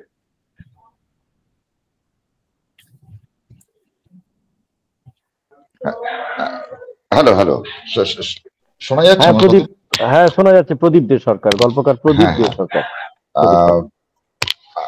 আজকে অভিজিৎ তরফদারের মতন এত বড় গল্পকার এখানে গল্প পাঠ করতে এসেছেন, সত্যি আমরা ভাগ্যবান যে এরকম ধরনের গল্প অনলাইনে শুনতে পাচ্ছি। তার জন্য সুকান্ত দা, বিশ্বজিৎ এবং সমস্ত যারা রয়েছেন, অমিত দা, সবাইকে ধন্যবাদ, ওনারা যে এই ধরনের ব্যবস্থা করেছেন তার জন্য। যাই হোক, সরাসরি গল্পটাতে আসছি। আমার অসাধারণ গল্প, শুধুমাত্র কথার মধ্যে দিয়ে। আমার যেন মনে হলো একটা জায়গাতে অমল ও দইওয়ালার যেন একেবারে মানে আধুনিক ভার্সন শুনলাম। মানে অমল যেমন দইওয়ালার কাছে সারা দুনিয়ার খবর নিচ্ছে, সেটা তো একই তো ব্যাপার। মানে এখানে বৃদ্ধ মানুষ, উনি তো কোথাও দেখতে পাচ্ছেন না, কোথাও যাচ্ছেন না, কিন্তু উনি এই পুরো বাইরের দুনিয়াটা উনি কি জানেন না? হয়তো জানেন, কিন্তু লেখক পাঠককে গোটা দুনিয়াটাকে দেখাচ্ছেন, এই বৃদ্ধ যেন জানতে চাইছেন, আর সেই জগবন্ধু তাকে আধুনিক সময়ের এই পরিবর্তনটাকে জানাচ্ছে। সত্যি এটা কাকলি খুব সুন্দর বলল যে এই ধরনের গল্পে সাধারণত কড়া শব্দ ইউজ করা হয়, কিন্তু এখানে উনি এত নরম ভাবে, এত নম্রভাবে এই কথাগুলোকে বলে গেছেন। আমাদের এই সময়কার চরম সত্য, আমরা নিজেরাও হয়তো এই জালের মধ্যে জড়িয়ে রয়েছে। এইভাবে আমরাও কিন্তু হয়তো এই ফাঁদগুলোতে আমরাও পড়ে গেছি, কিন্তু আমরা চিনতে পারছি না। উনি চিনিয়ে দিচ্ছেন যে কোথায় কি হচ্ছে। আমাদের একেবারে যে অজানাতা নয়, কিন্তু পাঠকের কাছে এই যে এইভাবে প্রকাশ করা এটাকে, এবং এই সময়ের সমস্যা, একজন লেখক তো সময়ের যে সমস্যা, সেই সমস্যাটাকে সমাজের কাছে তুলে ধরতে চান। সেটা অসাধারণ ভঙ্গিমায় এবং অসাধারণ ভাবে উনি করে গেছেন। অনেক ধন্যবাদ। এবং সুকান্ত দা গল্পের যে ফর্ম নিয়ে বললেন, ঠিক কথা, এগুলো তো আমাদের কাছে শেখার জিনিস। অনেক ধন্যবাদ অভিজিৎ বাবুকে যে আমরা এরকম একটা গল্প বাড়িতে বসে শুনতে পেলাম, মানে শুধুমাত্র ফোনটুকু অন করে শুনতে পেয়ে গেলাম। অনেক অনেক ধন্যবাদ। প্রদীপ দে সরকারকে ধন্যবাদ। আবেশ লিখেছেন অভিজিৎ দার একটি উপন্যাস নিয়ে তার অনুভবের কথা লিখেছেন। আবেশ দাসকে আমি বলবো এই গল্প নিয়ে যদি দু এক কথা বলো।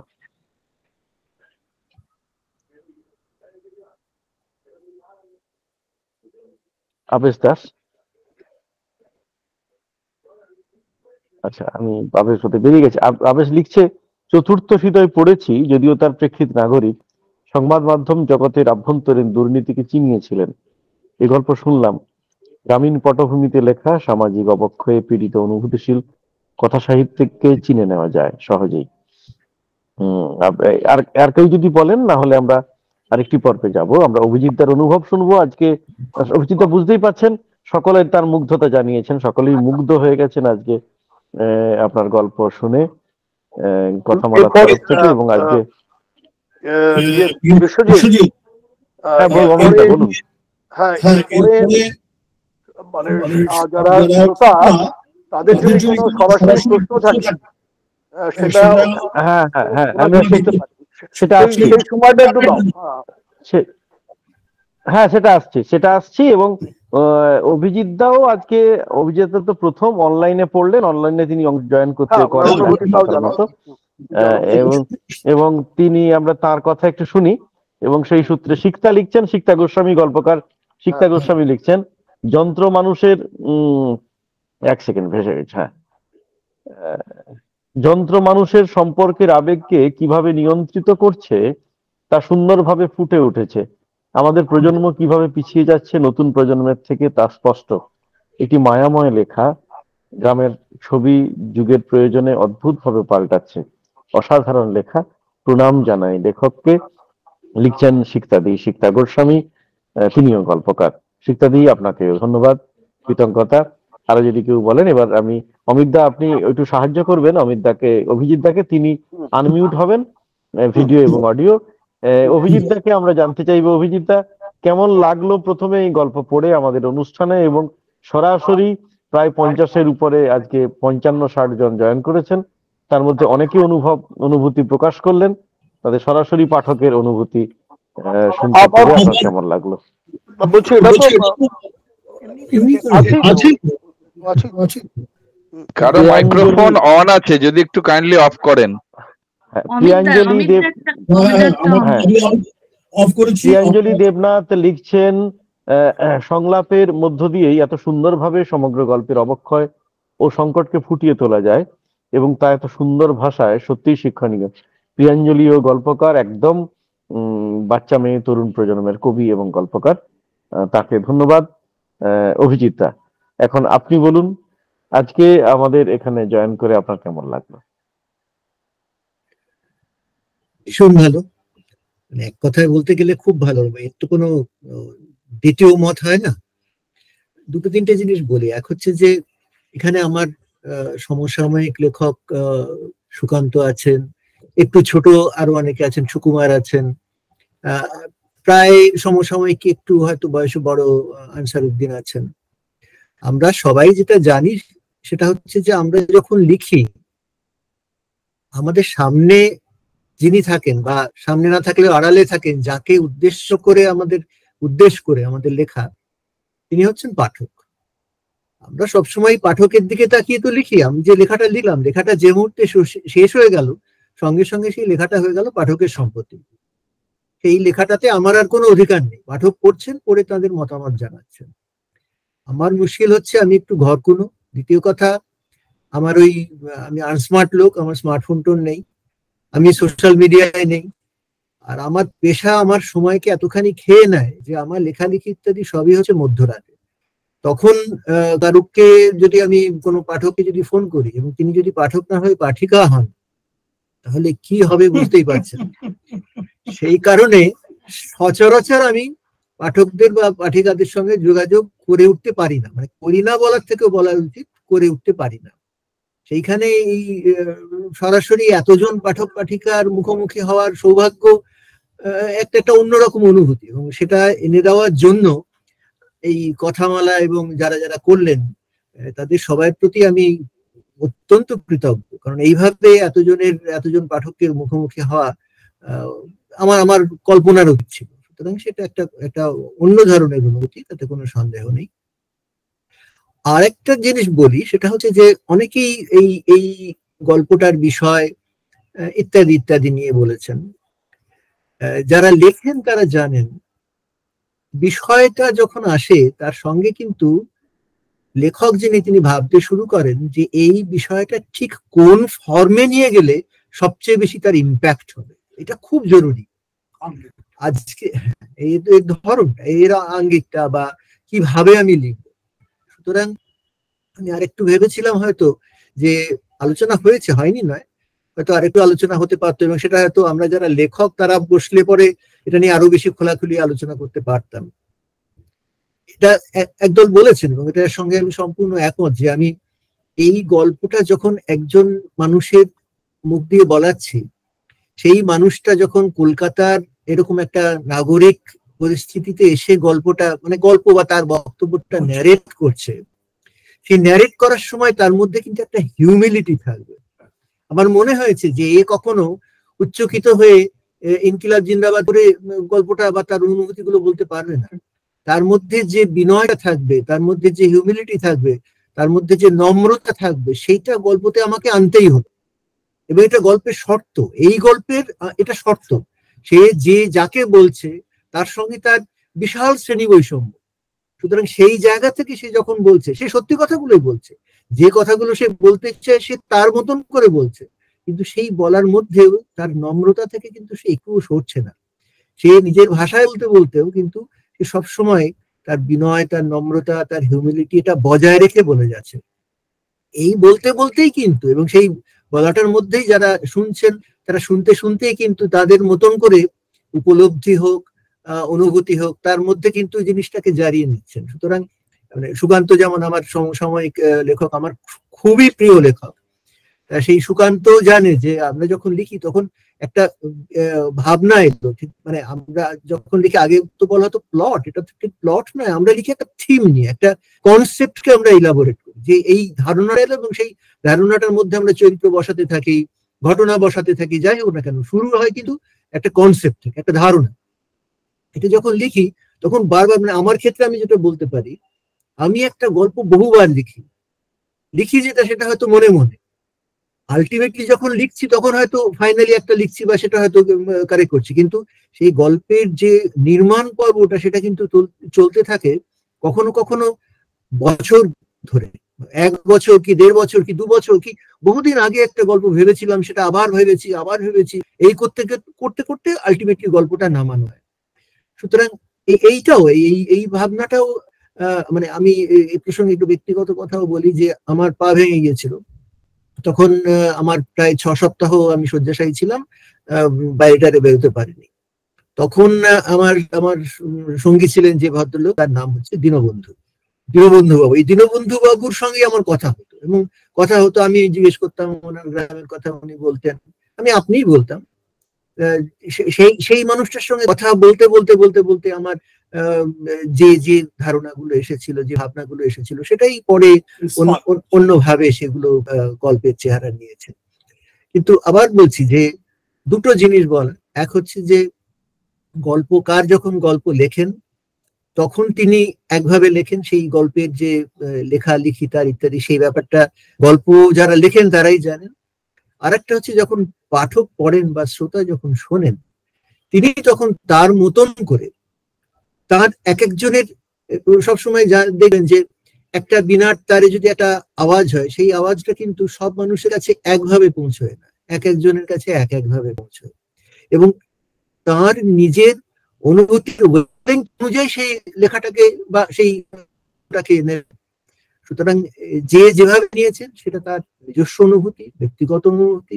সুতরাং এতজন যারা তাদের অনুভূতি প্রকাশ করবেন, প্রত্যেককে ধন্যবাদ জানাই, এবং সবচেয়ে বেশি ধন্যবাদ জানাই এই অনুষ্ঠানের আয়োজন করেছেন যারা, সেই কথামালাকে।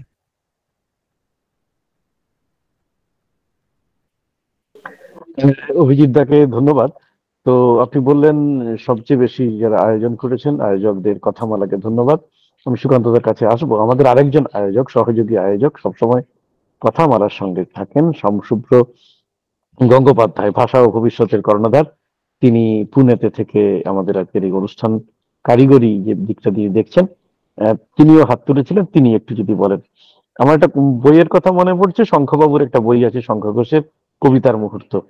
আজকে অভিজিৎদার কথা শুনতে শুনতে মনে হচ্ছিল তার গল্পের, যে গল্প তিনি পড়েছেন, গাছ জগবন্ধু, সেই গল্পের মুহূর্তকে আমরা আজকে জানতে পারলাম।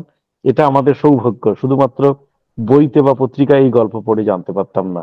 তার যে ব্যক্তি জীবনের দীনবন্ধু, তিনি কিভাবে জগবন্ধুতে গল্পের জগবন্ধু হয়ে উঠলেন, সেটা আমাদের অতিরিক্ত পাওনা। সোমশুভ্র গঙ্গোপাধ্যায় বলবেন, তারপরে সুকান্ত দা। সোমশুভ্র, হ্যাঁ, আপনি আনমিউট হবেন। অজস্র ধন্যবাদ আমাদের এই গল্পটা উপহার দেওয়ার জন্য।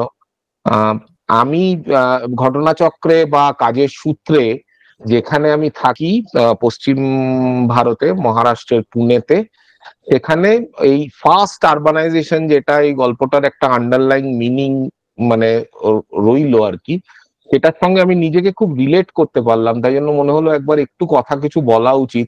এই গল্পটায় যেটা আমার সবচেয়ে বেশি ভালো লাগলো, যেটা সুকান্তদা বললেন, যে একটা আর্দ্র করে দেওয়া একটা ব্যাপার আছে এই গল্পটায়। যে যে সমস্যাগুলো ছিল, সেখানে একটা ভয়ানক একটা সমাধান দেওয়ার একটা আকুতি থাকতে পারত লেখকের, কিন্তু কোথাও কোথাও কোনো চেষ্টা করা হলো না যে এরম করা উচিত, ওরম করা উচিত, এরম করা উচিত না, জ্ঞান দেওয়ার কোনো চেষ্টা করা হলো না। গল্পটাকে যেন একটা, আমার মনে হয় ব্যক্তিগতভাবে, যে একটা অন্য লেভেলে নিয়ে চলে গেল। কারণ এই সমস্যা দেখলেই একটা সমাধান দেওয়ার যে লোভ, সেটা তো সামলানো যায় না। সেইটার জন্য আপনাকে অজস্র ধন্যবাদ, খুব ভালো লাগলো। নমস্কার। সোমশুভ্রকে ধন্যবাদ। ঠিকই, সমস্যা দেখলে সমাধান দেওয়ার লোভ, একদম। অভিজিৎদার গল্পে সমস্যা থাকে, সমাধান দেওয়ার চেষ্টা করেন না, শুধু চোখে আঙুল দিয়ে দেখিয়ে দেওয়ার চেষ্টা করেন, কয়েকটা ইঙ্গিত দিয়ে। এখন সুকান্ত দা, কথামালার সম্পাদক সুকান্ত গঙ্গোপাধ্যায়। আমি আবার কথা বলতে এলাম এই কারণে যে সুব্রত নাগ বললে গল্পটা তো আবেগের, হ্যাঁ, কিন্তু সুব্রতকে আমি বলবো গল্পটা আবেগের, কিন্তু লেখাটা আবেগী নয়, এটাই লক্ষণীয়। গল্প তো আবেগের, কিন্তু লেখাটা আবেগী নয়। সত্যি যদি শিল্পে উন্নীত হতে হয়, তাহলে কিন্তু লেখককে এই আবেগী এটাকে বাদ দিতে হবে, যাকে বলা যেতে পারে আবেগীপনা। খুব নিষ্প্রিয়ভাবে অভিজিৎ এই গল্পটা পড়েছে, লিখেছে, এবং এতই নিষ্প্রিয়ভাবে লিখেছে, ততই জোরে ধাক্কা মারছে আবেগ আমাদের, ততই আমাদের আবেগে আমরা আপ্লুত, যারা পাঠক তারা আপ্লুত হচ্ছি। তো ফলে যে গল্পটা আবেগের হলেও লেখাটা আবেগী নয়, এটা আমাদের একটু নোট করা উচিত আর কি বলে আমার মনে হয়েছে। এর পরের ব্যাপার হচ্ছে যে অভিজিৎ তা আমাদের একটা সমস্যা হচ্ছে, আমি একটু বলে রাখি। অভিজিৎ আমার থেকে সামান্য হলো বড়, কিন্তু আমাদের সময়টা না এই বেশি দাদা দাদা বলা অভ্যেস ছিল না। ইদানিং দেখেছি যে 6 মাসের ছোট হলেও বড্ড দাদা দাদা বলে। হ্যাঁ, আমরা ওই সময় আমাদের থেকে 5-6 বছরের বড় কাউ হলেও আমরা দাদা বলতাম না, মনে করতাম সে আমার বন্ধু। তো আমাদের জেনারেশন মানে ইয়াং জেনারেশন, যখন আমরা ইয়াং ছিলাম সেক্ষেত্রে অভিজিৎকে আমি মানে সেই অর্থে কোনোদিনই দাদা বলে উঠতে পারিনি, তো একেবারেই বন্ধুর মতন। তো এখন রিয়াজটা পাল্টেছে, আমি দেখেছি আমার থেকে হয়তো 1 বছরেরও ছোট নয়, সঙ্গে সঙ্গে দাদা বলবে, মানে দাদা বলে যত তাড়াতাড়ি সম্ভব নিজেকে ছোট রাখা যায়, ইয়াং রাখা যায়।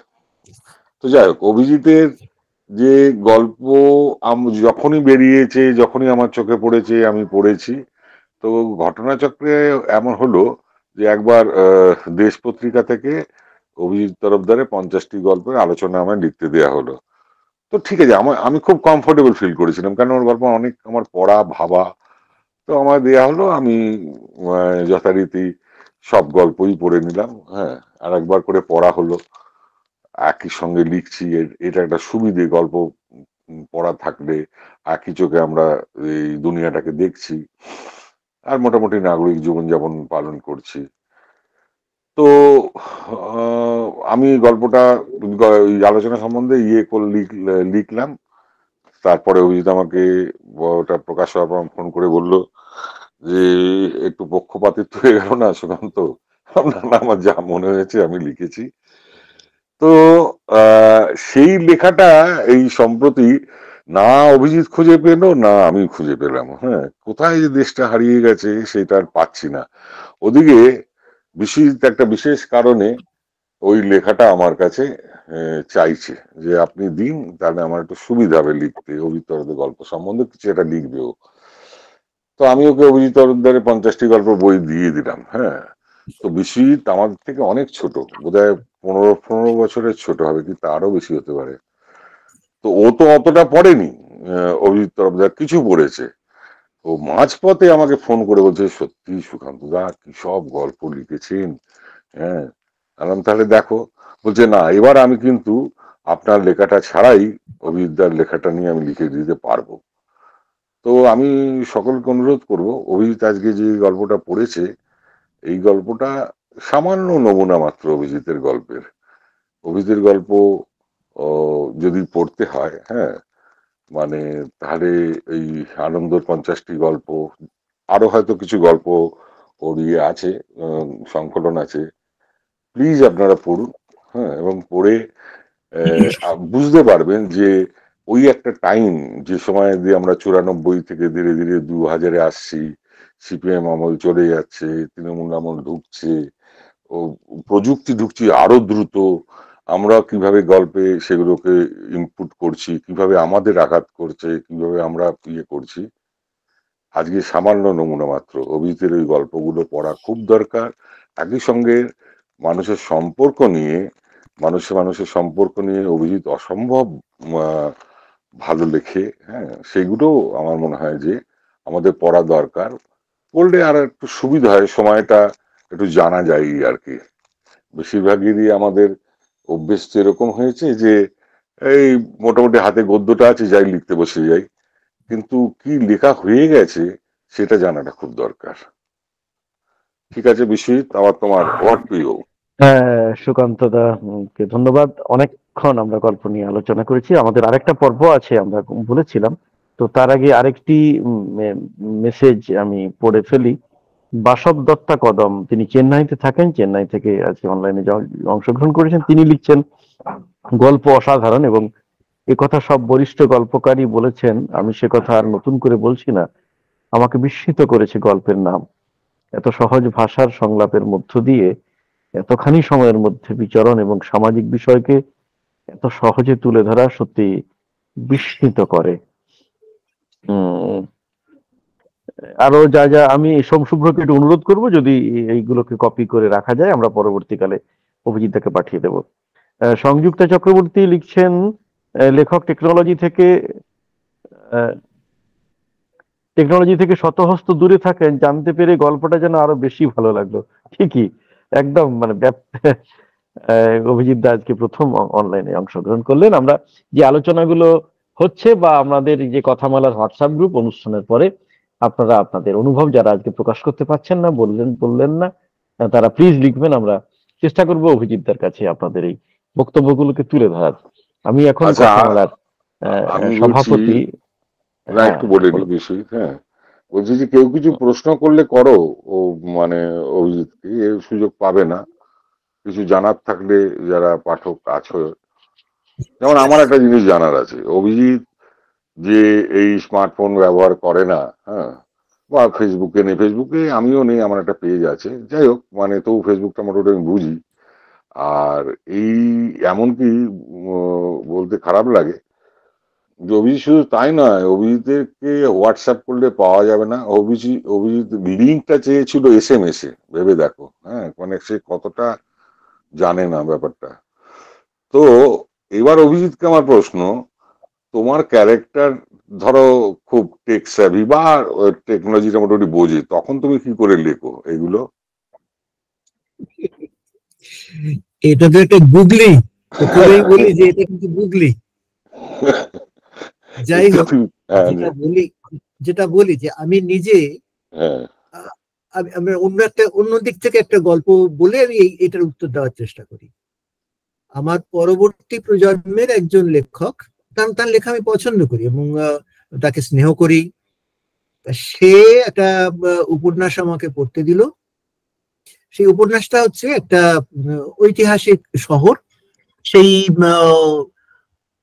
শহরটি পটভূমিতে একটা রহস্য উপন্যাস।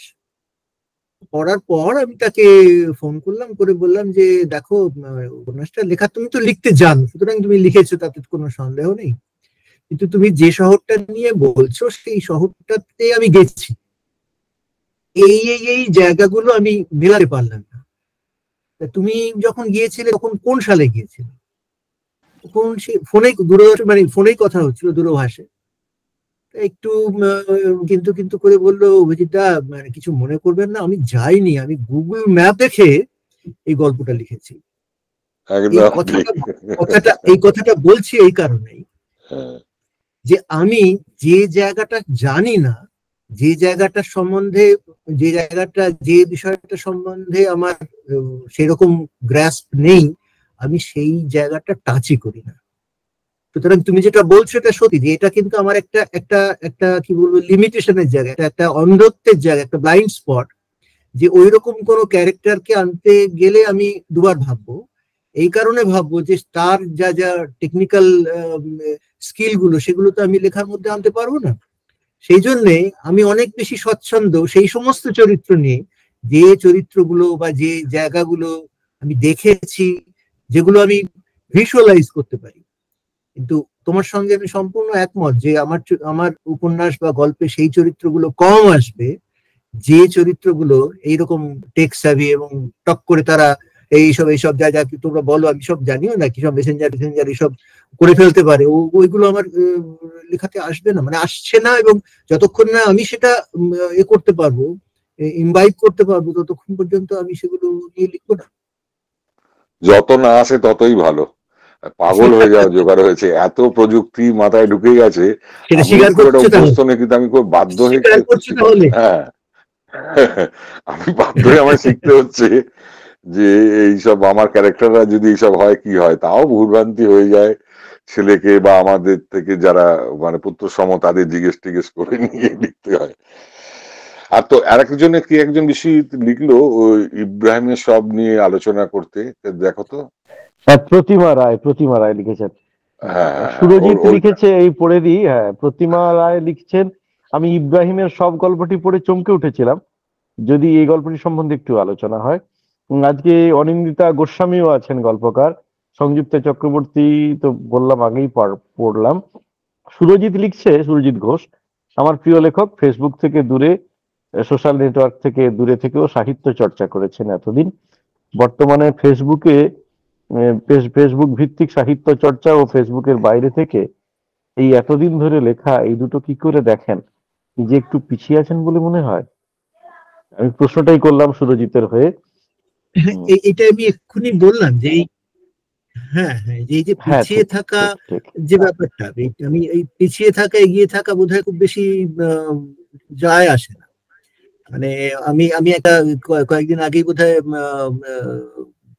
বিশ্বজিতের সঙ্গে কথা বলছিলাম যে আমি একজন ঐতিহাসিক চরিত্র, তার সম্বন্ধে কিছু লেখালেখির কথা ভাবছি। নামই বলছি বিদ্যাসাগর। বিদ্যাসাগর সম্বন্ধে আমি পড়াশোনা করলাম, কিন্তু দেখলাম যে আমি বিদ্যাসাগরকে দেখতে পাচ্ছি না। সে দেখতে পাওয়ার জন্য আমাকে কিন্তু কারভাটার যেতে হলো, সেটা দেখার জন্য আমাকে তার বাড়িতে যেতে হলো বীরসিংহ গ্রামে, সেখানে গেলাম। বিদ্যাসাগরের এখানকার যেখানে যেখানে উনি ছিলেন সেখানে গেলাম, মেট্রোপলিটন ইনস্টিটিউশনে গেলাম। এগুলো আমি দেখছি, এখন আমি লেখাতে হাত দিই, কিন্তু মানুষটাকে দেখতে হলে আমাকে এই জায়গাগুলো যেতে হবে, এটা আমার মনে হয়েছে। সুতরাং এই পিছিয়ে থাকা এগিয়ে থাকা নয়, আমরা যেভাবে লেখালেখিটাকে দেখি, আমি, সুকান্ত এবং যারা সুকুমার আছেন, আমরা যারা লেখালেখিটাকে মানে সিরিয়াসলি করার কথা ভাবি, তারা আমার মনে হয় যে এই জায়গাটায় থাকবেন। এটা এগিয়ে পিছিয়ে থাকার ব্যাপার নয়, এটা সাহিত্যিক সততা, some sort of honesty. Arindam Basu ঢুকেছে বিশ্বজিৎ? আমার তো চোখে পড়েনি, আমি দেখতে পাচ্ছি না। কাছে ডিটেল বলতে। আচ্ছা আচ্ছা আচ্ছা, হ্যাঁ, ইব্রাহিমের প্রতিমা রায় তরুণ গল্পকার লিখেছে আপনার ইব্রাহিমের সব গল্পটা পড়ে চমকে উঠেছিল, যদি এটা একটু বলেন।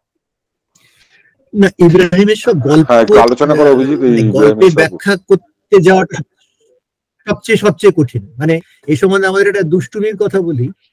আমরা যখন ডাক্তারি পড়তাম তখন মাঝে মাঝে ওই নন্দন তখন তৈরি হয়নি, নন্দনের আগে বেশিরভাগটাই আমরা ওই ছবি আঁকা এবং তার পেছনে যে হলটা যেখানে নাটক টাটক হতো সেইখানে ওইখানে এসে রবীন্দ্র সদনের পেছনে ওইখানে নাটক দেখতে আসতাম। এবং এসে আমাদের টাকা পয়সা গল্প ছিল যে তাতে হয়তো ফুচকা টুচকা খেতাম, কি হয়তো আলু কাবলি খেলাম, খেয়ে এবার দুষ্টুমি করতে ঢুকতাম ওই তথ্য কেন্দ্রের ওখানে যে এটা আছে যেখানে ছবির এক্সিবিশন হয়, সেইখানে ঢুকতাম।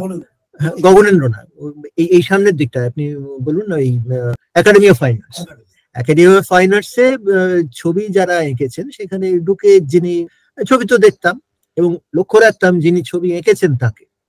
তিনি যথারীতি, আমি চিত্রকরদের খুব শ্রদ্ধা করি, কিন্তু আমি বলছি তাদের একটা গড়পড়তা চেহারা যেরকম হতো, কাঁধে একটা ঝোলা থাকতো, পায়ে চটি থাকতো, ধুতি পাঞ্জাবি না পাজামা পাঞ্জাবি থাকতো, চুলগুলো একটু উস্কো খুস্কো, কারুর কারুর একটু ছোটখাটো দাড়িও থাকতো। তা তিনি তো আমাদের দেখতেন যে আমরা ছবিটা এগিয়ে পেছিয়ে অনেক দূর থেকে কাছ থেকে এইভাবে দেখছি। যথারীতি তিনি তো আমাদের ভেবেই নিতেন যে আমরা ছবির খুব বোদ্ধা। তা কাছে আসতেন, এসে জিজ্ঞেস করতেন, আচ্ছা একটু দাদা বলুন এবার কেমন লাগলো ছবিটা। তখন আমাদের এইবার দুষ্টুমিটা হচ্ছে, তাকে একটা প্রশ্ন আমরা করতাম, সেটা হচ্ছে দাদা ছবিটা একটু বুঝিয়ে দেবেন। এই কথাটা একবার বললে পরে তখন তার যে মুখটা হতো, আমাদের তো তখন ওই ছবি তোলার ব্যাপার ছিল না, ওইগুলো থাকলে পরে আপনারা দেখতে পারতেন যে এই ছবি যদি কাউকে বুঝিয়ে দিতে বলা হয়, যিনি ছবি এঁকেছেন তার মুখ যা হয়, আজকে একজন লেখককে যদি বলা হয় যে আপনি গল্পটা বুঝিয়ে দেবেন, তার মুখটা একদম সেই রকম। সুতরাং আমি ওই গল্পটা বুঝিয়ে দিতে পারবো না, বরং আমি অনুরোধ করব যারা ইব্রাহিমের সব পড়ে মুগ্ধ হয়েছিলাম তাদের প্রতি আমার শ্রদ্ধা, তারা ঠিক কি জানতে চাইছেন সেটা যদি আমাকে বলেন, তাহলে আমি আমার ক্ষমতা মতন চেষ্টা করব সেটাকে প্রকাশ করার। আগে তাদের প্রশ্নটা শুনি যে ইব্রাহিমের সব, আমি একটা ইব্রাহিমের সবের একটা ছোট্ট গল্প বলতে পারি। সেটা হচ্ছে আমার প্রথম গল্পের বই প্রকাশ হয় মিত্র ঘোষ থেকে। গল্পের সংকলনটির নাম হচ্ছে দেওয়ালে কয়েকটি ছবি। সেই গল্প সংকলনটি প্রকাশ করেছিলেন শ্যামল গঙ্গোপাধ্যায়। শ্যামল গঙ্গোপাধ্যায়কে যখন বলতে বলা হয়েছিল, ওই গল্পের মধ্যে বোধহয় দ্বিতীয় গল্প ছিল ইব্রাহিমের সব, উনি বলতে উঠে গল্প কথা বলতেন। তো প্রথম যেটা বলেছিলেন যে প্রথম গল্প প্রতিপ্রভা, এবং ওটা আমার দেশপত্রিকায় প্রকাশিত প্রথম গল্প, 93-তে বেরিয়েছিল। সেইটা বললেন যে আমি ওই গল্পটা পড়ে আমি নস্যাৎ করে দিয়েছিলাম, এরকম গল্প তো সবাই লিখতে পারে। দ্বিতীয় গল্প ইব্রাহিমের সব যখন পড়লাম তখন মনে হলো এই ছেলেটি, তখন আমি ছেলেই, মানে আমরা তো তখন আমাদের বয়স বেশি নয়, এই ছেলেটি থাকতে এসেছে। এই কথাটা আমার খুব স্ট্রাইক করেছিল যে ইব্রাহিমের সব পড়ে শ্যামল গঙ্গোপাধ্যায়ের মতন এরকম মানুষ যার পায়ের কাছে বসে আমরা লিখতে শিখেছি, তিনিও বলেছিলেন যে এই ছেলেটি থাকতে এসেছে। আমার কাছে মনে হয়েছিল এটা একটা বিরাট বড় সার্টিফিকেট। সুতরাং সেইখানে এখন যিনি প্রশ্নটা করছেন তার কাছে আমার বিনীত অনুরোধ, তিনি ঠিক কি জানতে চাইছেন সেটা যদি আমাকে বলেন, আমি আমার সাধ্য মতন পরিষ্কার করার চেষ্টা করব। প্রতিমা তার মুগ্ধতা জানিয়েছেন, মূলত যদি তার কোনো প্রশ্ন থাকে তিনি করবেন। মানস সরকার হাত তুলেছেন। মানস সরকার আজকের গল্প নিয়ে বা অভিজিৎ দাকে নিয়ে যদি কোনো প্রশ্ন থাকে অভিজিৎ দার প্রতি। মানস সরকার। হ্যাঁ, অভিজিৎ বাবুকে আমার নমস্কার। শোনা যাচ্ছে তো? হ্যাঁ নমস্কার, বলুন। হ্যাঁ, আচ্ছা, এই যে আপনি বললেন যে যেটা মানে আপনি দেখেননি সেটা সাধারণত বা যেটা আপনার অভিজ্ঞতা লব্ধ নয় সেটা সাধারণত আপনি আপনার লেখার মধ্যে আনার চেষ্টা করেননি। মানে তাহলে কি আমরা ধরে নিতে পারি, ধরুন আমি আপনার জাতক পড়েছি, জাতকের যে পর্ণ চরিত্র, পর্ণ যেভাবে তার গ্রামকে দেখছে, ব্যক্তি স্বার্থর চরিত্রকে দেখছে, গ্রামকে যেভাবে তার নিজের মধ্যে নিয়ে আসছে বিশেষত ডাক্তার হিসাবে, তাহলে কি আমরা ধরে নেব যে পর্ণর মধ্যে ভীষণভাবে আপনি আছেন? বা আপনার একটা ভীষণ গল্প আমার এই মুহূর্তে মনে পড়ছে, এই যে শুনছেন, সে গল্পর বয়ানের মানে ন্যারেটিভের যা স্টাইল বা যেভাবে মানে আপনি বলেছেন বা গল্পটা যেভাবে শেষ করেছেন, মানে শারীরিক প্রতিবন্ধতা থাকার জন্য সন্তান না থাকার যে ব্যাপারটা, আমার কেন জানি না মনে হয়েছে ওই গল্পটা পড়তে পড়তে যে এটা যদি মানে আপনি যে পেশার সঙ্গে যুক্ত সেই পেশার সঙ্গে যদি গভীরভাবে সম্পৃক্ত একজন মানুষ না থাকে, হয়তো সেরকম গল্প নাও লিখে উঠতে পারি। এবং আপনার এই যে সংলাপ ভিত্তিক গল্প, আমার এই মুহূর্তে যুদ্ধ শান্তির কথা মনে পড়ছে, প্রারব্ধ গল্পের কথা মনে পড়ছে। সংলাপ তো আপনি ভীষণভাবেই ব্যবহার করেন, যদিও যে শেষোক্ত দুটি গল্পের কথা বললাম সেখানে আপনি পুরো মাত্রায় সংলাপ ব্যবহার না করলেও গল্পের প্রায় 90% জুড়ে সংলাপের প্রয়োগ আছে, আমি যতটুকু পড়েছি। তো এই যে সংলাপের প্রয়োগ আপনার ধারাবাহিকভাবে করে যাওয়া, সেটা এই মানুষকে এত দেখেছেন শুনেছেন হয়তো বলেই আপনার সংলাপ এত বেশি করে উঠে ওঠে, রাদার দেন মানে ন্যারেটিভ মানে ডিসকোর্স আর কি, ন্যারেটিভের বর্ণনার থেকে। বা এই পর্ণ চরিত্রটা যেটা আপনাকে বললাম যে সেটা আপনি ভীষণভাবে সেখানে নিজে হয়তো মিশে আছেন, বা এই যে শুনছেন গল্পটার কথা বললাম যে মানে খুব ভীষণভাবে আপনি পেশাগতভাবে সেই জায়গাটা না থাকলে হয়তো এরকম গল্পের দর্শন নাও আসতে পারতো। আপনি কি বলবেন যদি একটু বলেন? ধন্যবাদ। ধন্যবাদ প্রশ্নটার জন্য। প্রথম কথা হচ্ছে যে গল্পের প্রয়োজনে গল্পের ফর্ম বা স্টাইল সেটা তৈরি হয়। কিছু গল্প ন্যারেটিভ, কিছু গল্প সংলাপ, কিছু গল্প মিক্সড। একটা জিনিস বলি যে আমি কিন্তু গল্পে যে এসেছি তার গোড়ার দিকে আমি কিন্তু নাটকে ছিলাম। একটা জিনিস অনেকে জানেন না, ছাত্র জীবনে নাটক করতাম, নাটক পড়তাম। আমার প্রথম তথাকথিত স্বীকৃতি হচ্ছে প্রমাণের অপেক্ষায় বলে একটি পূর্ণাঙ্গ নাটক আমি লিখেছিলাম। সেই নাটকটি সুন্দরম পুরস্কার পায়, এটা বোধহয় 1994-95 সাল নাগাদ। সুতরাং এই যে মানে যেটা আপনি বলছেন যে সংলাপ লেখার যে অভ্যেসটা, যারা নাটক লেখেন তাদের কিন্তু সংলাপ লেখার অভ্যেস অনেক বেশি থাকে। সুতরাং সেই কারণে সংলাপ কিন্তু আমার পক্ষে লেখাটা অনেক সহজ, যেহেতু আমি নাটক দিয়ে শুরু করেছিলাম। এটা একটা আপনার প্রশ্নের উত্তর, আপনি যেটা বলছেন সেটা সত্যি কথা। দ্বিতীয় কথা, যদি আপনি বলছেন যে এই যে শুনছেন কিন্তু একদম সংলাপ নেই, এটা একদম ন্যারেটিভ, একজন তার নিজের ভার্সনে পুরোটা বলে যাচ্ছে। সেইখানে কিন্তু আমি যদি সংলাপ দিয়ে করতেই পারতাম না, কারণ সংলাপ দেওয়ার তো জায়গাই নেই। কারণ এই যাদের নিয়ে লিখছি তারা তো মূকবধির, যাদের নিয়ে এই যে শুনছেন যে গল্পটা আপনি পড়েছেন বলেই বলছি, জানেন তো তারা কানে শুনতে পায় না, কথাও বলতে পারে না, তারা তাদের সংলাপটা হচ্ছে ওই সাইন ল্যাঙ্গুয়েজ। সুতরাং আমি সাইন ল্যাঙ্গুয়েজ জানি না, এবং সাইন ল্যাঙ্গুয়েজে লেখাও সম্ভব নয়। সেটা একটা সিনেমা করা যেতে পারে, কিন্তু লেখা তো সম্ভব নয়। সুতরাং তাদের যে বক্তব্যটা সেটা তো আমাকে ন্যারেটিভেই লিখতে হচ্ছে। এবার তখন কিন্তু আমাকে যে ন্যারেটিভটা লিখতে হচ্ছে, দেখবেন সেই ন্যারেটিভে দৃশ্যকল্প অনেক বেশি আছে। কারণ যে কথা বলতে পারে না, যে শুনতে পায় না, সে তখন দেখবেন তার যে অন্য ইন্দ্রিয়গুলো, সেই ইন্দ্রিয়গুলোকে অনেক অনেক বেশি স্ট্রং করে নেয়। তার দরকার হয় ওই ইন্দ্রিয়গুলোকে স্ট্রং করা। সেই জন্য তার ন্যারেটিভটাও দেখবেন অনেক বেশি, তার ভিতরে অনেক ভিশন আছে, অনেক বেশি মনের কথা আছে। কিন্তু ওই জায়গাটাতে আমি কিন্তু সংলাপ নির্ভর লেখা লিখতে পারতাম না। সুতরাং এই যে বলছি যে এই যে আপনি কথাটা তুললেন বলে বলছি যে প্রত্যেকটা লেখা, প্রত্যেকটা মানে লেখার বিষয় সে তার নিজস্ব প্রকাশভঙ্গি দাবি করে, এটা হচ্ছে প্রথম কথা। সুতরাং আপনি একই ভঙ্গিতে দুটো বিষয় নিয়ে লিখতে পারবেন না, এটা হচ্ছে এক।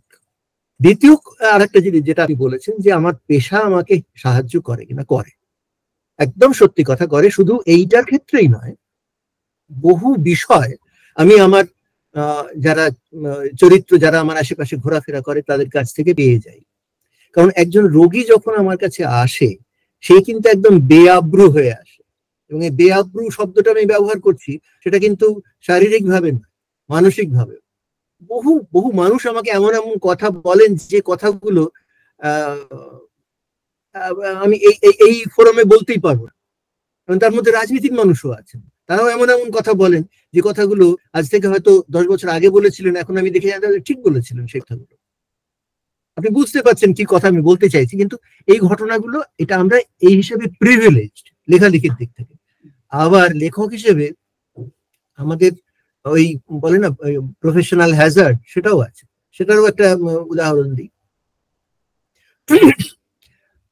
আমি তখন পিজি হাসপাতালে ছিলাম, আপনারা অনেকেই জানেন যে আমি নেফ্রোলজিস্ট, কিডনির চিকিৎসা করি, এবং পিজি হাসপাতালে তখন আমি বিভাগীয় প্রধান। আমরা রেগুলার কিডনি ট্রান্সপ্লান্টেশন করতাম, এখনো আমি ইদানিং করছি না, তার আগে এখন আমার ছাত্রছাত্রীরাই করে, আমি দরকার হলে পাশে গিয়ে দাঁড়াই। কিন্তু তখন আমরা রেগুলার প্রতি সপ্তাহে 1-2 করে ট্রান্সপ্লান্ট করছিলাম। একজন বিখ্যাত নাট্য ব্যক্তিত্ব আমাকে ফোন করলেন, করে বললেন তার পরিচিত একজন, তার কিডনি ট্রান্সপ্লান্টেশন যেন আমি একটু আগে করে দিই। এখন পিজিতে আমরা যাদের কিডনি ট্রান্সপ্লান্টেশন করতাম তারা সবাই কিন্তু অত্যন্ত দুস্থ এবং নিম্ন মধ্যবিত্ত বা আরো নিচের শ্রেণী থেকে মানুষ এসেছেন। আমি বলছি মানে কাউকে ছোট করছি না, আমি একজন মালির ছেলে, তারও ট্রান্সপ্লান্টেশন করেছি। এবং তখন যেটা করতাম, আমি ওষুধপত্র, ওষুধ কোম্পানি যারা, তারা জানে যে আমি যখন ওষুধ চাইছি মানে হাত জোর করে চাইছি কোনো দুস্থ রোগীর জন্য, আমি তাদের কাছ থেকে ওষুধপত্র এনে ওষুধও জোগাড় করে দিতাম, এইভাবে কিডনি ট্রান্সপ্লান্টেশন করতাম। সেই নাট্য ব্যক্তিত্ব আমাকে অনুরোধ করলেন যে তার পরিচিত একজন, তাকে তার লিস্টে অনেক পেছনে নাম, হয়তো 30 নাম, তাকে আমাকে তাড়াতাড়ি মানে 1-2 সপ্তাহের মধ্যে করে দিতে হবে। তখন তাকে আমি বললাম এটা তো সম্ভব না, কারণ এই লিস্টটা আমারই বানানো, এবং সেই লিস্টটা আমি মেনটেন করি। এই কারণে মেনটেন করি যে রোগীরা আসছে, প্রথম কথা অসুখের দিক থেকে বিচার করলে তারা সবাই সমান। দ্বিতীয় কথা হচ্ছে যদি ওই লিস্টটা ভায়োলেট করা হয় তাহলে আমরা গোড়ার থেকেই একটা বেনিয়ম করছি, যে জিনিসটা আমার মনে হয় যে করাটা সঙ্গত নয়। তখন তিনি তার নিজের নাম করে বললেন যে অমুক যদি অনুরোধ করে তাহলেও করা সম্ভব নয়। তখন আমি একটু থেমে বলেছিলাম যে না, সম্ভব নয়। এইটার জন্য আমাকে কিন্তু অন্য কারণে, আমি সেই কারণগুলো সব ব্যাখ্যা করছি না, অন্যভাবে অন্য কারণে ভুগতে হয়েছে।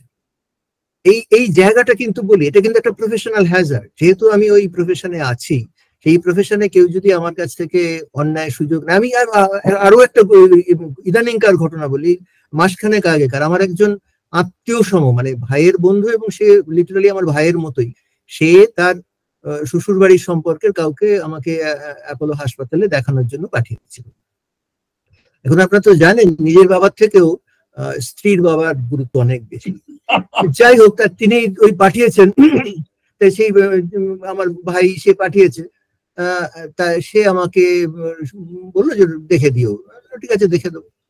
এইবারে অ্যাপোলো হাসপাতালে যে রোগীরা আসে তাদের একটা ক্রম থাকে, একটা যারা যে যেমন ভাবে এন্ট্রি করছে সেইভাবেই সিরিয়ালটা আমার কাছে আসে।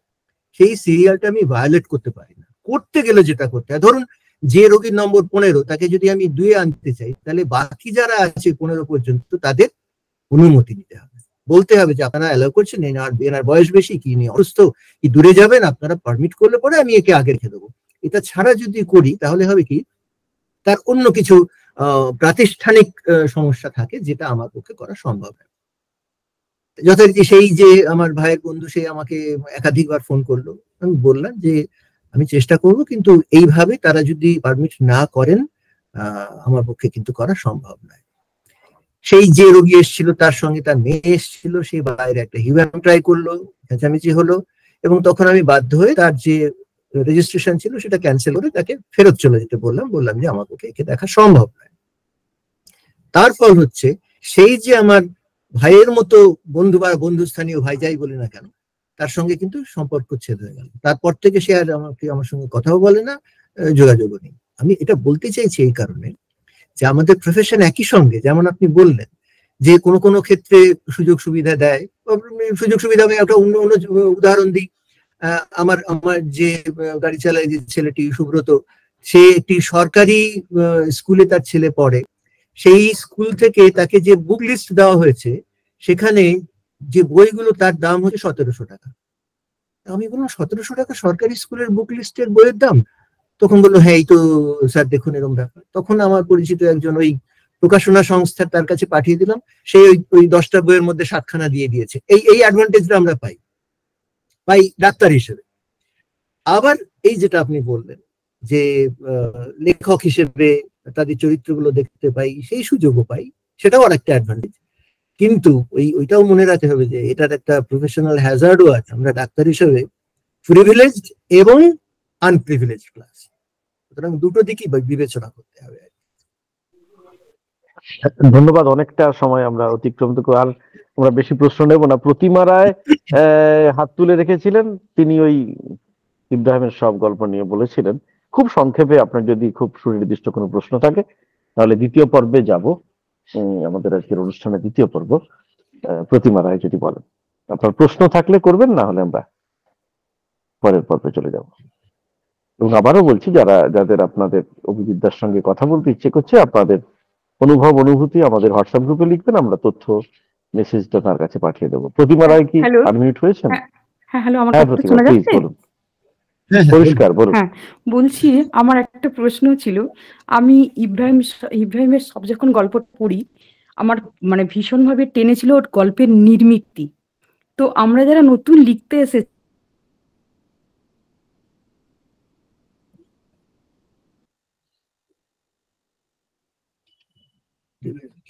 একটু করে বলেন।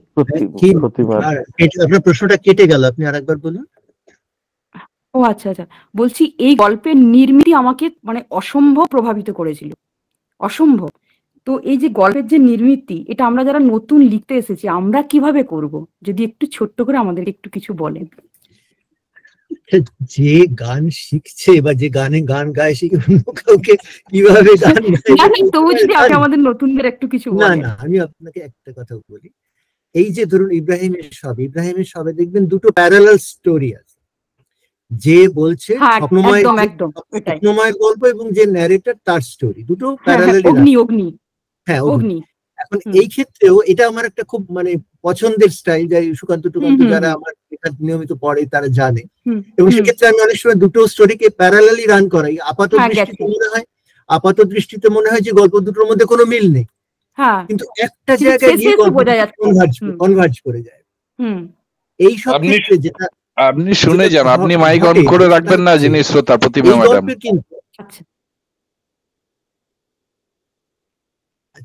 একটা জিনিস যেটা ঘটে, যারা গল্প লেখেন তারা জানেন গল্প অনেক ভাবে আসতে পারে।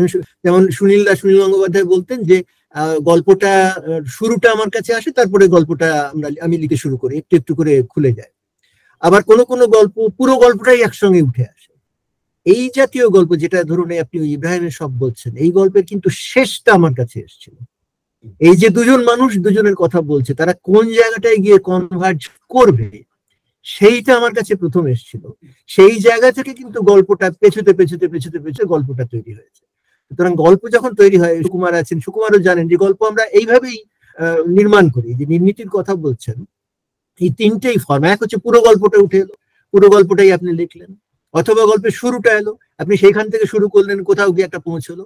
আর তৃতীয় যেটা, এই ইব্রাহিমের সব গল্পটা যেটা শেষটা এসেছিল, যে দুজন মানুষ, এখানেও বলি এই গল্পটা আমার একটা ব্যক্তিগত ঘটনা আছে, সেখান থেকে এসেছিল।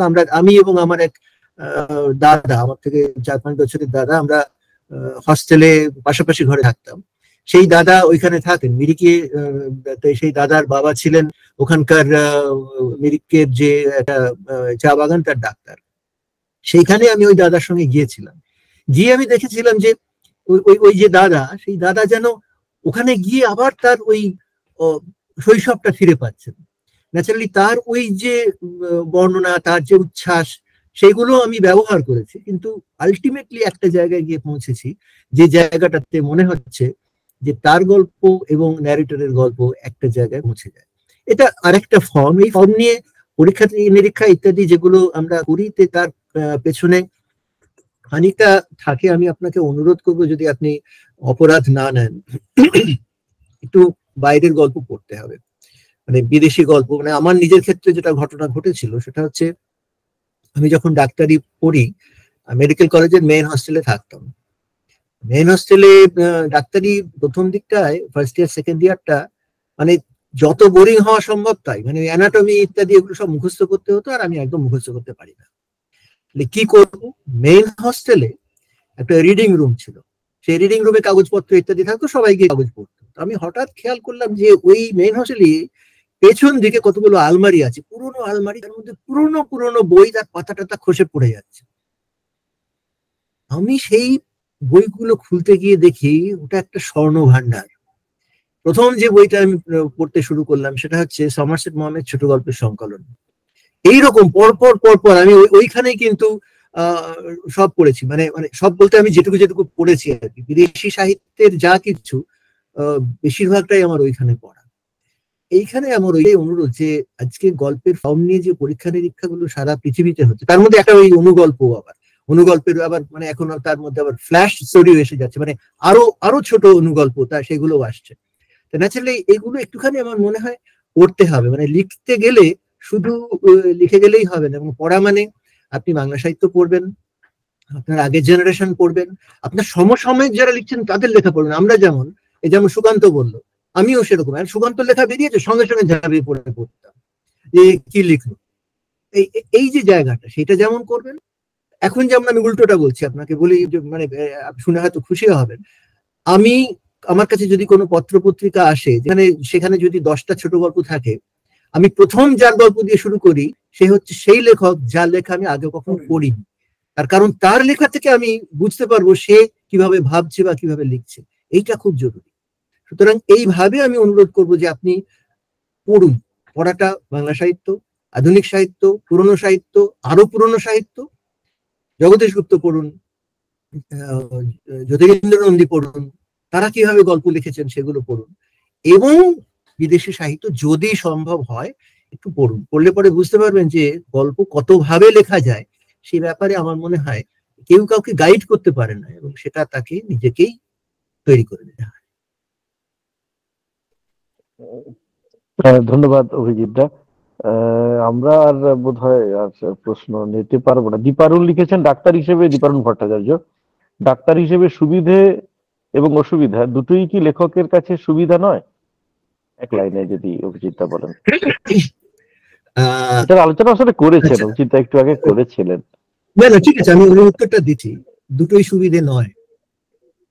আমি যেটা বললাম যে এটি অসুবিধের কথা, কাউকে কোনো সুযোগ দিতে না পারার জন্য বহু বছর আমার লেখালেখি বন্ধ থেকেছে। বহু বছর বিভিন্ন জায়গায় বিভিন্ন কোনো প্রতিষ্ঠানে আমার গল্প পাঠ বন্ধ থেকেছে। সুতরাং এগুলো যে সব সময় সুবিধে সেটা তো আমি মেনে নিতে পারছি না।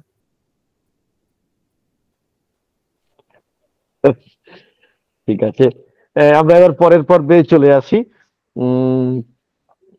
কথামালার সভাপতি অমিত ভট্টাচার্য, তাকে আমি আনমিউট হতে অনুরোধ করব। আমরা আগেই বলেছিলাম, জানিয়েছিলাম যে 2024 কথামালা ছোট গল্প পুরস্কার কাকে দেওয়া হবে, কার হাতে অর্পণ করা হবে। 11ই ফেব্রুয়ারি ভারত সভা হলে অনুষ্ঠানে দুদিনের গল্প উৎসব হবে 10 এবং আচ্ছা, ইন্দ্রনীল বলছেন একটি ভিন্ন প্রশ্ন, আপনার কি বর্ধমানে আসা হয়? হ্যাঁ, আসা হয়। তো আমরা বর্ধমানে তো তার বাড়িও বটে, অভিজিৎ তার বাড়ি। যেটা বলছিলাম, আগামী 10-11 ফেব্রুয়ারি শনি রবিবার কলকাতার ভারত সভা হলে দুদিনের গল্প উৎসব আয়োজন করেছে কথামালা।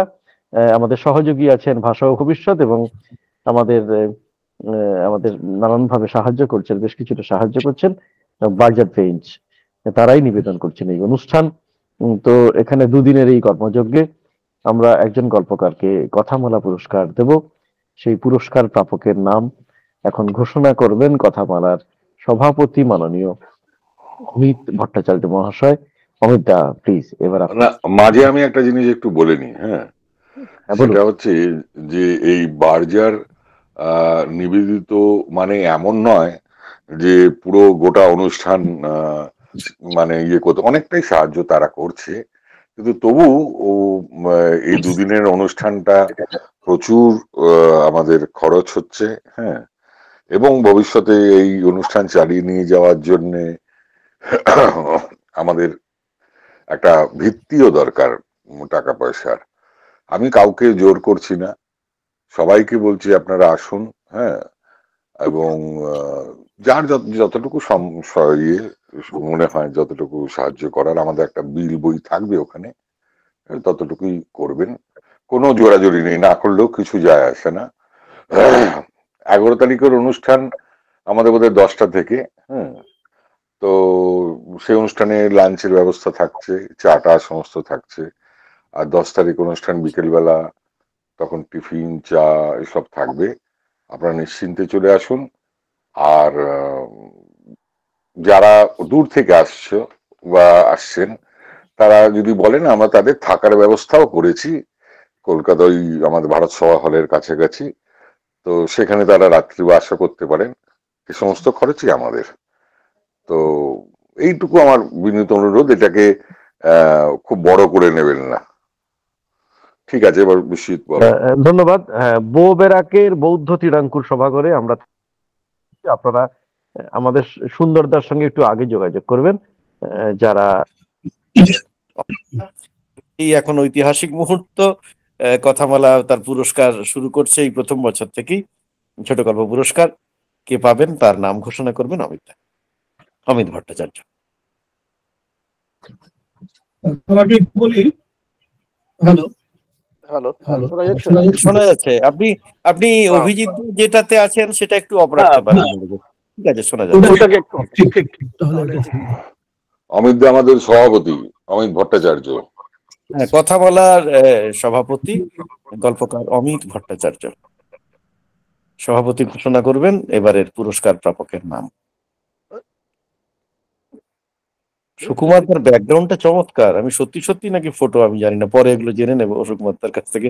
চমৎকার ব্যাকগ্রাউন্ড, টেকনোলজির কারসাজি। ও আচ্ছা আচ্ছা আচ্ছা, খুব সুন্দর। ঠিক আছে, অমিত বলুন, ইকো হচ্ছে না, মিউট না করলেও চলবে। না, এইটা আনমিউট না করলেও হবে। বলছি আপনাকে দেখা যাচ্ছে না কেন? আসুন না। আজকে আজকের কথামালার অধিবেশন সম্পূর্ণভাবে সফল, সেটা বোঝা গেল শ্রোতাদের প্রতিক্রিয়া থেকে। অভিজিৎ বাবুর গল্পে সবাই আমরা আপ্লুত। অত্যন্ত একটি ভালো গল্প আমরা শুনলাম এবং তার বিশ্লেষণ হলো অনেকক্ষণ ধরে।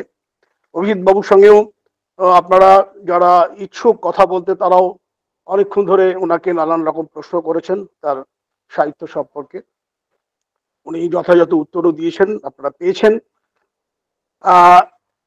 আমি এই মানে একটা কথা খুব মনে হলো যে এই যে একটা সংলাপধর্মী একটা গল্প, এই সংলাপের গল্পে কিন্তু সাধারণভাবে ওই প্রাকৃতিক বর্ণনা আমরা করার সুযোগ কম পাই, কিন্তু তা সত্ত্বেও খুব খুব খুব নিপুণ ভাবে উনি সংলাপের মধ্যে দিয়েই আমাদের কিন্তু দেখাতে পেরেছেন প্রাকৃতিক পরিবেশটা কি, এবং একটা সভ্যতার সংকট এবং আমাদের একাকিত্ব এই হাত ধরাধরি করে চলছে, সেটা খুব নিপুণ ভাবে উনি দেখিয়েছেন। এবং আমি আলোচনার প্রসঙ্গেই এটা আপনারা সবাই জেনেছেন যে উনি ওনার অভিজ্ঞতা থেকে লেখেন, যা উনি দেখেন তাই লেখেন। সেটা আমরা মহাজাগতিক ওনার যে প্রথম উপন্যাস, সেটা তো আমরা পেয়েছিলাম সেই নক্ষত্র বলে যে ক্যারেক্টারটা ছিল, সেই ডাক্তার, তো তারও তিনি ওই সংকট নিয়ে লিখেছেন আমাদের রুগী, ডাক্তার, আমাদের পুরো একটা মানে স্বাস্থ্য সম্পর্কিত সমস্ত রকম তথ্য ছিল, তার সমস্যা ছিল এবং একটা সংকট। তারপরে আমরা কুসুমনগরও দেখেছি, সেখানেও সেই সংকটের গল্প। মানে এই যে একটা আমাদের আমাদের আমাদের বেঁচে থাকার মধ্যে যে সংকট, এই সংকটটাকে একটা সাবজেক্ট করে একজন লেখক যখন পাঠকের কাছে পৌঁছন বা তুলে দেন, সেটা অত্যন্ত জরুরি বলে আমার মনে হয়। সেটা রাজনৈতিক হতে পারে, সেটা সামাজিক হতে পারে, সেটা শিক্ষা ক্ষেত্রে হতে পারে, সব ক্ষেত্রেই। মানে আমার এই মনে হয় যে এই সংকটটা তুলে ধরা পাঠকের কাছে এটা একটা দায়িত্ব। আমরা অনেকেই সেটা চেষ্টা করি, সাধ্যমতো চেষ্টা করি। তো কেউ সফল হই, কেউ হই না, তো সেটা পাঠকের হাতে। সেটা উনি বলেছেন যে আমার লেখা হয়ে যাওয়ার পর সেই লেখাটা সম্পূর্ণ পাঠকের, তার ভালো লাগতেও পারে, নাও লাগতে পারে, আমার আর কোনো সম্পত্তির মধ্যে পড়ে না। তো এরকম নানান রকম আলোচনার মধ্যে দিয়ে আমরা আজকের সন্ধ্যাটা খুবই অত্যন্ত সুখের বলে মনে হলো আমাদের। অত্যন্ত অত্যন্ত সুন্দর একটা সন্ধে কাটালাম। এবং আপনারা যেভাবে আপ্লুত হয়েছেন ওর গল্প শুনে এবং আর অন্যান্য গল্প পড়ে, আপনাদের মধ্যে থেকে অনেকেই বললেন যে আপনারা অনেকেই ওর গল্প টল্প পড়েছেন এবং সেখানে আপনারা সেটা নিয়ে প্রশংসা করেছেন, আজকের গল্প প্রশংসা করেছেন। এবং আজকে এই এই একজন মানে আমরা আমাদের অত্যন্ত প্রিয় সাহিত্যিককে আমরা কাছে পেলাম। আজকে নয়, এটা ডিসিশন আমরা কিন্তু অনেক আগেই নিয়েছি এবং এটা মোটামুটি ভাবে আমাদের কথামালার তরফ থেকে একটা পরীক্ষাও হলো যে আপনারা কতটা ওকে মানে সাহিত্যিক হিসেবে উনি কতটা আপনাদের কাছে প্রিয়। এবং আমরা আপনাদের প্রিয় সাহিত্যিককেই এবারে আমাদের 2024 কথামালা পুরস্কার উনার মানে সারা জীবনের সাহিত্য কর্মের উপর আমরা এবারে পুরস্কৃত করতে যাচ্ছি এই 2024-এ। আপনারা সবাই হাততালি দিয়ে ওনাকে অভিনন্দন জানান। আমরা সাথেই পুরস্কৃত এবং এই পুরস্কারটি আমরা ফেব্রুয়ারি মাসের 11 তারিখে দেবো। আপনারা অনুষ্ঠান সূচি পাবেন, এর পরবর্তীকালে আপনাদের আমন্ত্রণ পত্রের সঙ্গে আপনারা অনুষ্ঠান সূচিও পাবেন। সেই অনুষ্ঠান সূচি অনুযায়ী আপনারা আসবেন আমরা আশা করি। 10 এবং 11 সুকান্ত বলল এর আগে, আমাদের অনুষ্ঠানের সমস্ত বিবরণ আপনারা পাবেন এবং সেই মতো আপনারা কথা বলার সঙ্গে থাকবেন, আসবেন। আপনারা সাহিত্যিককে উৎসাহ দেবেন এবং নিজেদের আনন্দ ভাগ করে নেবেন, এইটুকুই। অভিজিৎ একটু সামনে আসুন, আপনার দেখা যাক, আপনাকে ভিডিওটায় আপনি আসুন। কথামালা পুরস্কার 2024 পাচ্ছেন অভিজিৎ তরফদার, গল্পকার অভিজিৎ তরফদার, সাহিত্যিক অভিজিৎ তরফদার। তিনি আজকে আমাদের সঙ্গেও আছেন, সভাপতির পাশেই আছেন, সভাপতির বাড়িতে। অভিনন্দন অভিনন্দন অভিনন্দন অভিজিৎ দা, অভিনন্দন। আমি একটা জিনিস বলছি যে অভিজিৎ কিন্তু আজকে তার জানাবে না, ওই দিনই জানাবে। হ্যাঁ, রিয়াকশন এই পুরস্কার পাওয়ার ব্যাপারে। হ্যাঁ ঠিক আছে অভিজিৎ দা, আজকে অনুষ্ঠান, আজকে আপনি একটু সামনে আমরা দেখি, আপনাকে একটু দেখে নি শেষ মুহূর্তের ছবিতে, একটু দেখি। ছবিটা দেখা যাচ্ছে না অভিজিৎ দাকে। অভিজিৎ দা থাকেন দক্ষিণ কলকাতায়, আর এসেছেন আমাদের কথামালায় অনলাইনে অংশগ্রহণ করবার জন্য উত্তরে সভাপতির বাড়িতে এসেছেন। অনেকটা জার্নি করে যেতে হবে, অনেকটা। তো উনি এতটা সময় আমাদের সঙ্গে আছেন ব্যক্তিগতভাবে আমার তরফ থেকে এবং কথামালার তরফ থেকে, সভাপতির তরফ থেকে আমরা সকলেই ওনাকে অভিনন্দন জানাচ্ছি। অভিনন্দন। অভিজিৎ দা যদি একটু মুখটা দেখান। দেখাচ্ছে, দেখা যাচ্ছে না? না, আমি তো দেখতে পাচ্ছি না। আপনারা কেউ দেখতে পাচ্ছেন? না, আমিও পাচ্ছি না। না, দেখতে পাচ্ছি না। অমিত দা, আপনার হাত এবং ঘড়ি দুটোই দেখতে পাচ্ছি। আপনাকে দেখতে পাচ্ছি, আমাকে দেখতে পাচ্ছি। হ্যাঁ, অমিত দাকে দেখতে পাই, অমিত দার উপরে সিলিং দেখতে পাচ্ছি। এবার অমিত দা মুখ দেখতে পাচ্ছি।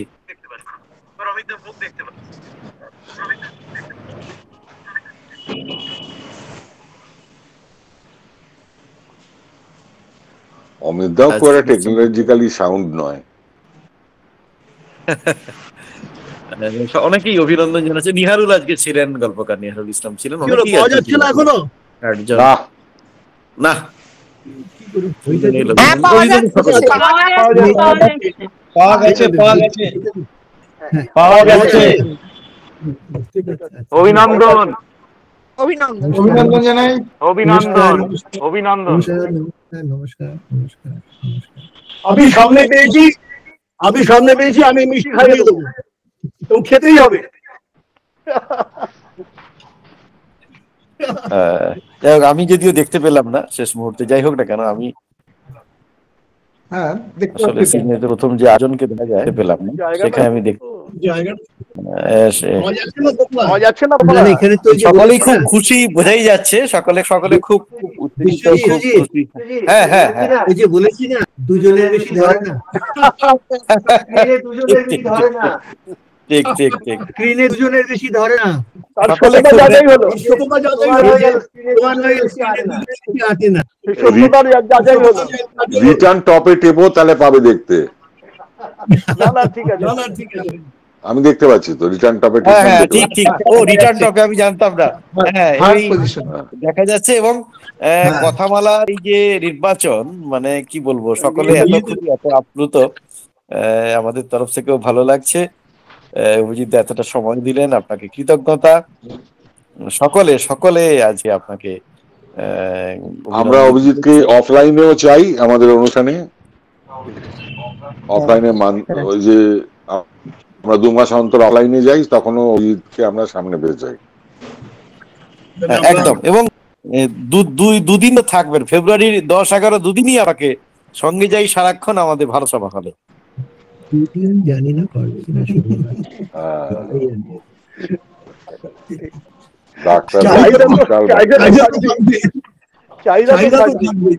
তবে 11 তারিখটা পুরো রেখো। হ্যাঁ, 11 তারিখ থাকবো। 11 তারিখ থাকবো, কিন্তু অভিজিৎ তরফদার দূর থেকে দেখবে, ওই যে যিনি জ্যাকেট পরা,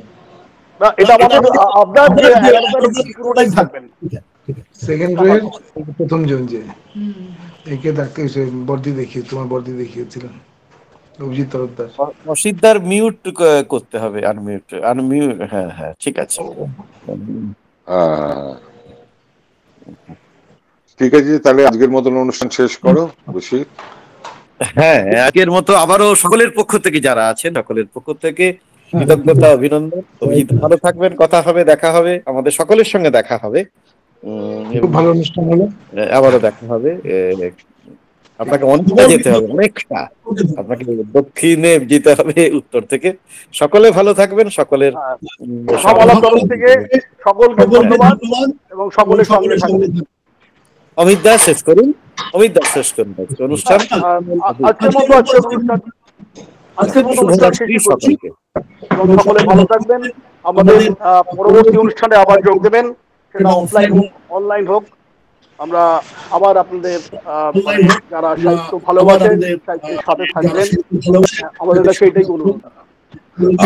এই অনুষ্ঠান নিয়ে কিছু বার্ষিক অধিবেশ পরবর্তীও দেখবেন, বার্ষিক এই অনুষ্ঠান নিয়ে কিছু বলার থাকলে আমাদের এই গ্রুপে আপনারা লিখতে পারেন। হ্যাঁ, আমরা আমাদের পরবর্তী অনুষ্ঠানগুলো ওই গল্প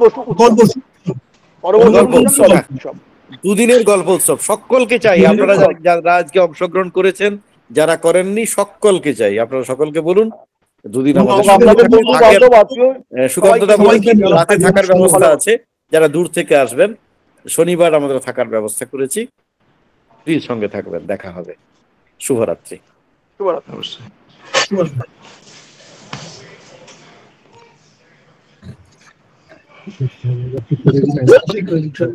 আপনি একটু কফি বা রাখা না,